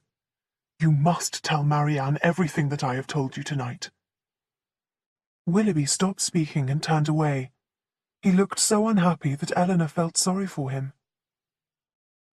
Marianne will be happy one day, but I shall never be, the young man added sadly. Goodbye. After saying these words, Willoughby left the room. In a few minutes he was in his carriage, and he was driving away from Cleveland. Willoughby's visit had upset Eleanor very much, and it was some time before she could go upstairs again. When Eleanor did go into Marianne's room, she found that her sister was much better. Eleanor was delighted. 30 minutes later, Eleanor heard the sound of another carriage outside the house. Mrs. Dashwood and Colonel Brandon had arrived at last. When the Colonel had reached Delaford, he had gone in his own carriage to Barton Cottage to bring Mrs. Dashwood to Cleveland. The Colonel and Mrs. Dashwood had travelled for many hours. Mrs. Dashwood was now at the side of her dear daughter, and she stayed with her all night. Eleanor went to bed, but she could not sleep. She had too much to think about. But she felt happier than she had been for some time. A week passed, and the Palmers returned to their home. Mrs. Dashwood was happy to see Marianne get stronger every day, but she had another reason to be happy. Colonel Brandon loves our dear Marianne, she told Eleanor. He told me this as we travelled from Barton. I once thought that he would marry you, Eleanor, but now I believe that he will suit Marianne better. He truly loves her. He loves her more than Willoughby ever could, I am sure of that. Colonel Brandon is a good man, Eleanor replied. He has shown great kindness to all his friends. What did you say to the Colonel? Did you give him any hope for a future with Marianne? I could not give him hope because I thought that Marianne was dying, Mrs. Dashwood said. But in time, Marianne will understand that he is a far better man than Willoughby. It will take her some time to forget that young man, I know, but Colonel Brandon is patient. He will wait until Marianne grows fond of him. He has told me so. Marianne got better and stronger every day. Soon she was well enough to come out of her room and sit downstairs in the drawing-room. Colonel Brandon sat beside her and held her thin hand. He looked sadly at her thin, pale face as she thanked him for bringing her mother on the long journey from Barton.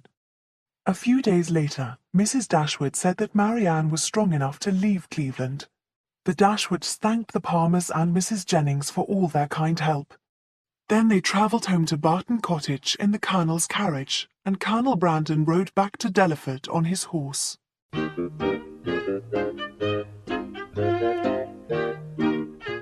Chapter 14. The Return to Barton Cottage. As the Dashwoods got nearer to Barton, each field and each hill and each tree reminded them of everything that had happened since they had come to Devon. Some thoughts were happy, and some were sad. When they reached Barton Cottage, Eleanor saw tears on her sister's face. But as soon as they went inside their little house, Marianne became more cheerful. She began to talk about the future.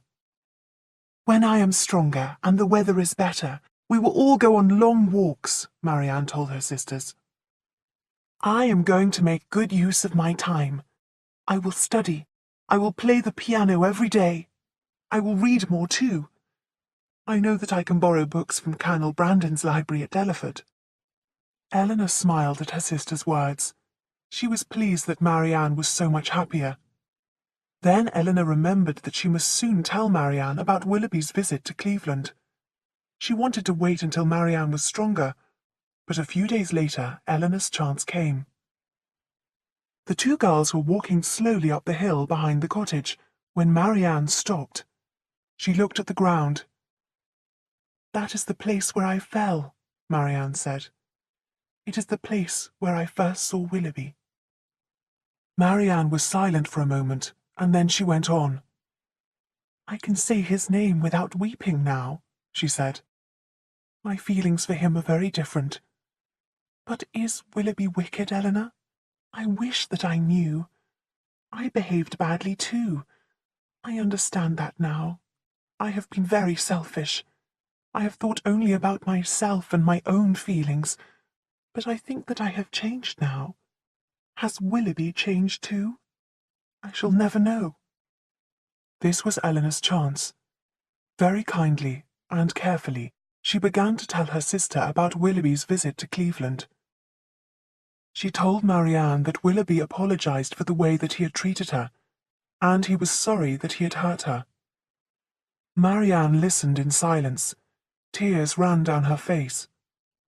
After a few minutes, Eleanor gently took her sister back to Barton Cottage. "Eleanor, tell Mamma that I know everything," Marianne said quietly as she went upstairs to her room. Eleanor told her mother everything about Willoughby. Mrs. Dashwood had once liked Willoughby very much. She remembered the day that Willoughby left Barton. He had treated her daughter badly. He had been cruel and unkind to Eliza, and then to Marianne. Mrs. Dashwood would never forgive the young man for deceiving both these young women. Colonel Brandon was now her favourite. Marianne agreed with her mother. "I could never have been happy with Willoughby," she said. Eleanor knew how unhappy Willoughby was, but she also knew that he was more sorry for himself than for Marianne. "Willoughby has always thought of himself first," Eleanor said to Marianne. "He is sorry now, but only because he has lost you." The Dashwoods' quiet life at Barton Cottage continued once again. Marianne was happier now, but Eleanor was not. She thought a lot about Edward Ferrars. Eleanor had heard that Edward had gone to Oxford, but no one knew anything more about him or what he was going to do. Then, one day, news of Edward reached the Dashwoods. Thomas, the family servant, had been to Exeter to buy food. When he returned, he spoke to Mrs. Dashwood and her girls. "I suppose that you know, ma'am, that Mr. Ferrars is now married," Thomas said. Marianne looked at Eleanor and saw that her sister's face had become pale. Eleanor was sitting very still, looking down at the table in front of her. "Who told you that Mr. Ferrars was married, Thomas?" Mrs. Dashwood asked quietly. "I saw Mrs. Ferrars myself, ma'am. She was in a carriage with her husband," Thomas replied. "Mrs. Ferrars used to be Miss Lucy Steele, of course. When she saw me, she waved a hand in greeting. She told me that she had got married. She sent you all her best wishes, ma'am." "Did you say that Mr. Ferrars was in the carriage with her?" Mrs. Dashwood asked. "Yes, ma'am, but he did not speak, and I did not see him clearly. They were driving towards the west. Mrs. Ferrars said that they would call here very soon." This was terrible news, and all the Dashwoods were very upset. All of Eleanor's hope for a marriage to Edward Ferrars had now gone. "Edward and Lucy must have got married in London," Mrs. Dashwood said to Eleanor. "They will soon be living at Delaford. Someone is sure to write to us soon and tell us more." But no letter about the Ferrars' marriage came to Barton Cottage. A few days later, the Dashwoods were expecting a visit from Colonel Brandon. Eleanor was looking out of the window when she saw a man riding a horse along the road towards the cottage. She stood up. "Here is Colonel Brandon, Mamma," Eleanor said. "He will give us news of Edward, I am sure." Then Eleanor looked towards the road again. "Oh, it is not the Colonel.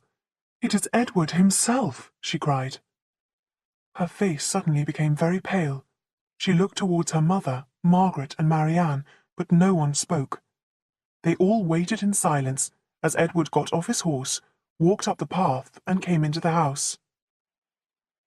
Seconds later, Edward was in the sitting room. He bowed to each of the Dashwoods.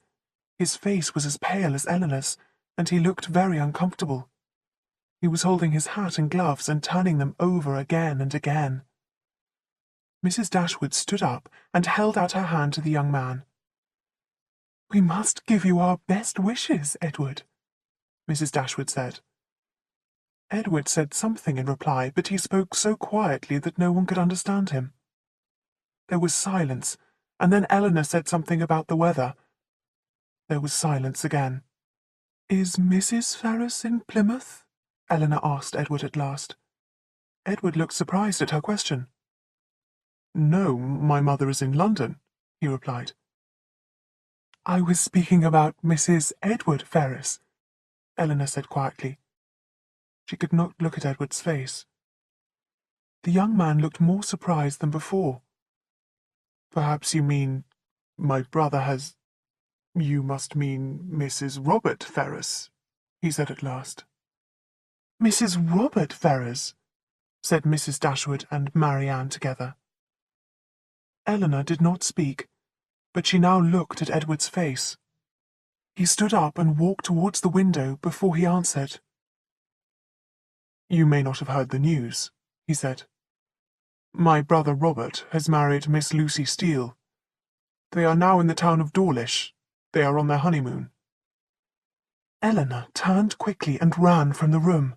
As soon as the door was shut behind her, she gave a cry and began to weep loudly.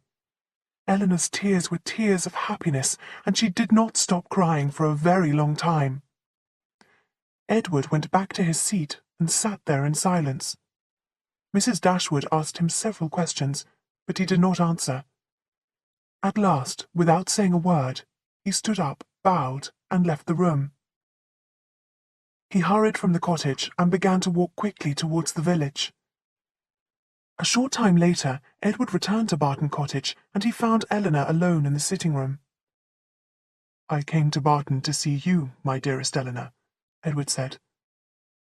"At last I am free, and at last I can ask you to marry me. I shall never be a rich man, but with you I shall be a happy one. Can you be happy with me, Eleanor?" "Yes, dear Edward. Oh, yes," Eleanor replied quietly. "I have always loved you. You must know that."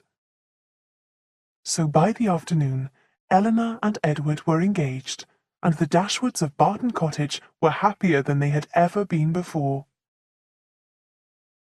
The marriage of Lucy to Robert Ferrars had been a surprise to everyone, including Edward himself. But the marriage meant that Edward was now able to tell Eleanor about his love for her. Edward had behaved like an honest man, and now he was a happy one too.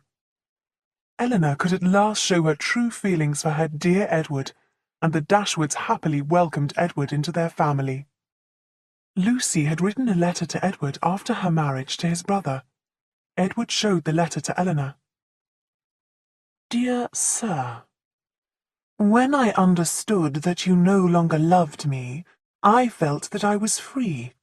I could then give my love to another man. Your brother and I could not live without each other, so we got married. Robert and I are now on our way to Dawlish for our honeymoon. I am sure that I will be happy with him, and that he will be happy with me. I hope that, in the future, you will be happy too, and that we shall be good friends. We are both members of the same family now. I thought that I should write and tell you this news myself. I have burnt all your letters, and I shall send back your picture when I have time. You can keep the ring with the lock of my hair in it. Your friend and sister-in-law, Lucy Ferrars." "Well, I hope that they will be happy," Eleanor said, as she gave the letter back to Edward. "But your mother will not be happy at all. She wanted to stop your marriage to Lucy, so she gave your brother your money. And now Robert has married Lucy himself. That will hurt your mother very much. Robert's marriage will hurt my mother, but Robert has always been her favourite, Edward said. Mother will soon forgive him. But will Robert and Lucy be happy together? I do not know. Lucy is very sly, and she is clever too, Eleanor said. You believed that she loved you, but I have known Lucy's true feelings for a long time.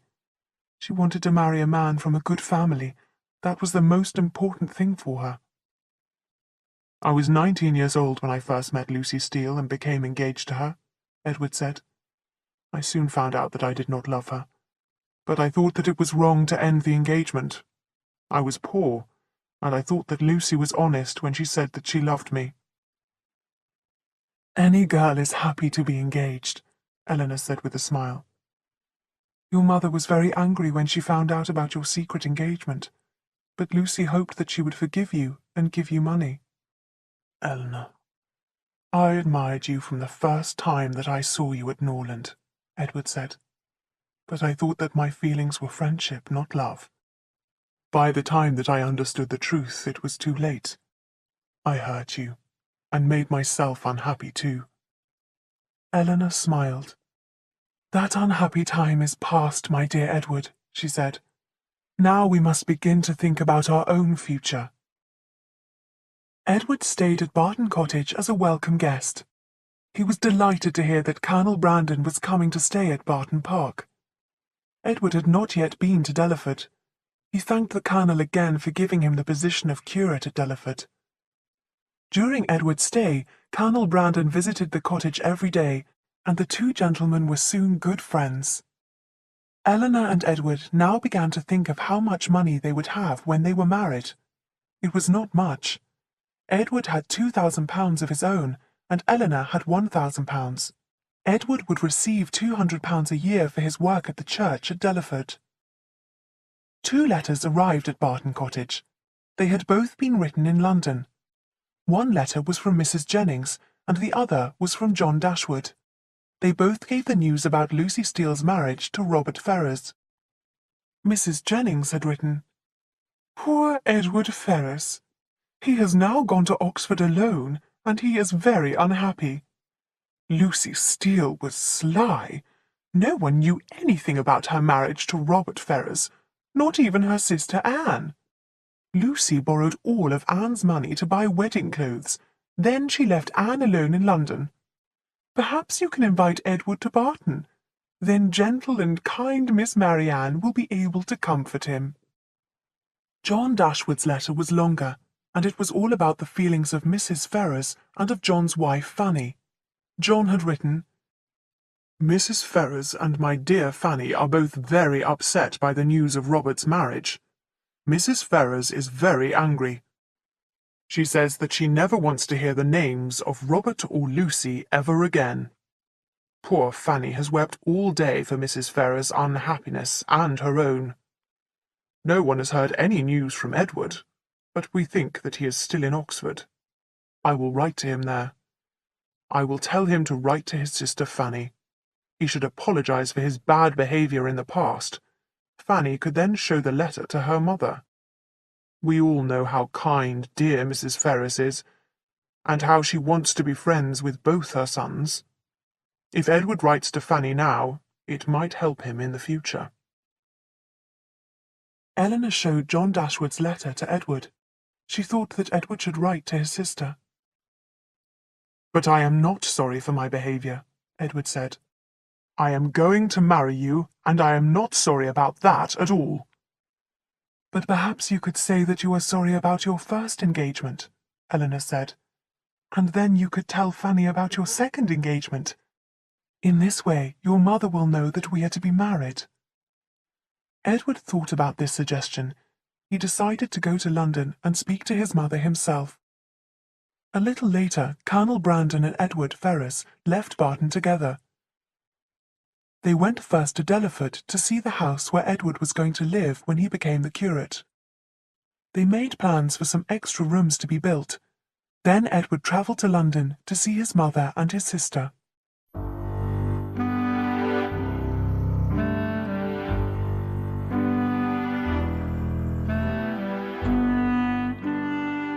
Chapter 15. Engagements and Marriages. Edward's visit to his mother went well. At first, Mrs. Ferrars told her elder son about her anger and unhappiness, but then she forgave him. Mrs. Ferrars had given birth to 2 sons. Most of the Ferrars family's money should have been inherited by her elder son Edward. But when Mrs. Ferrars heard about Edward's secret engagement to Lucy Steele, an unsuitable woman with no money of her own, Mrs. Ferrars refused to know Edward. She made arrangements for all the family's money to be inherited by Robert. For a few months, Robert was her only son. Then Robert had married Lucy Steele, and Mrs. Ferrars refused to know either of her sons. Now she was friends with Edward, and she had a son again. Edward told his mother that Eleanor Dashwood was soon going to be her daughter-in-law. He expected Mrs. Ferrars to be angry once more, but he was surprised. Mrs. Ferrars was not angry at all. Neither did she tell her son that Miss Morton, the rich daughter of a lord, would be a far better wife than Eleanor Dashwood. Instead, she agreed to the marriage of Edward and Eleanor. And she also said that she would give them a wedding gift of £10,000. Eleanor and Edward were married in Barton Church early in the autumn. Then they travelled to Delaford in Dorset. For the first month of their marriage, Edward and Eleanor stayed with Colonel Brandon. While they were guests in his home, Edward and Eleanor were able to plan all the changes to their little house beside the church. They moved into their new home as soon as the extra rooms had been built, and the house had been decorated with new paint. In a short time, they were able to welcome their friends and family. Mrs. Dashwood and Margaret, Colonel Brandon, Mrs. Jennings, and Sir John and Lady Middleton came to see them. John and Fanny Dashwood travelled from Sussex to Dorset to see them. Mrs. Ferrars was also a visitor. Although they warmly welcomed Mrs. Ferrars to their new home, Edward and Eleanor did not flatter her. However, Robert and Lucy did flatter her. They tried to make the old lady like them. Mrs. Ferrars was soon friends with Robert again, and she gave them money too. Shortly after this, Robert and Lucy went to live in Harley Street in London. They became the neighbours of John and Fanny Dashwood. Lucy and Fanny often argued, but apart from that, they all lived in great happiness. John Dashwood visited Colonel Brandon's home at Delaford. He thought that the house and its grounds were nearly as good as his own property, Norland Park. He told Eleanor that the Colonel would make a fine husband for her sister, Marianne. Marianne's family also thought that the Colonel should marry Marianne. Mrs. Dashwood, Marianne and Margaret were often invited to Delaford. While they were there, the Colonel did everything to show his love for Marianne. Marianne's opinion about Colonel Brandon had now changed. When she was 17, she had thought that Colonel Brandon was too old to be married. But now, 2 years later, Marianne loved him with all her heart, and she agreed to become his wife. They were married in the church at Delaford, where Edward Ferrars was the curate. Marianne was kind, loving, and thoughtful. She worked hard in her new home. Very soon everyone loved the young wife of the owner of Delaford. Willoughby was sorry that he had lost Marianne, but his own marriage was not always unhappy. And, after a time, old Mrs. Smith forgave him, and she made him her heir again. After Eleanor and Marianne's happy marriages, Mrs. Dashwood lived at Barton Cottage with Margaret. Sir John Middleton invited Margaret to parties and dances at Barton Park, where she met many suitable young men. Mrs. Jennings was often a visitor in her son-in-law's house. And as in the past, the cheerful, kind-hearted old lady continued to tease the young people and talk about love and lovers.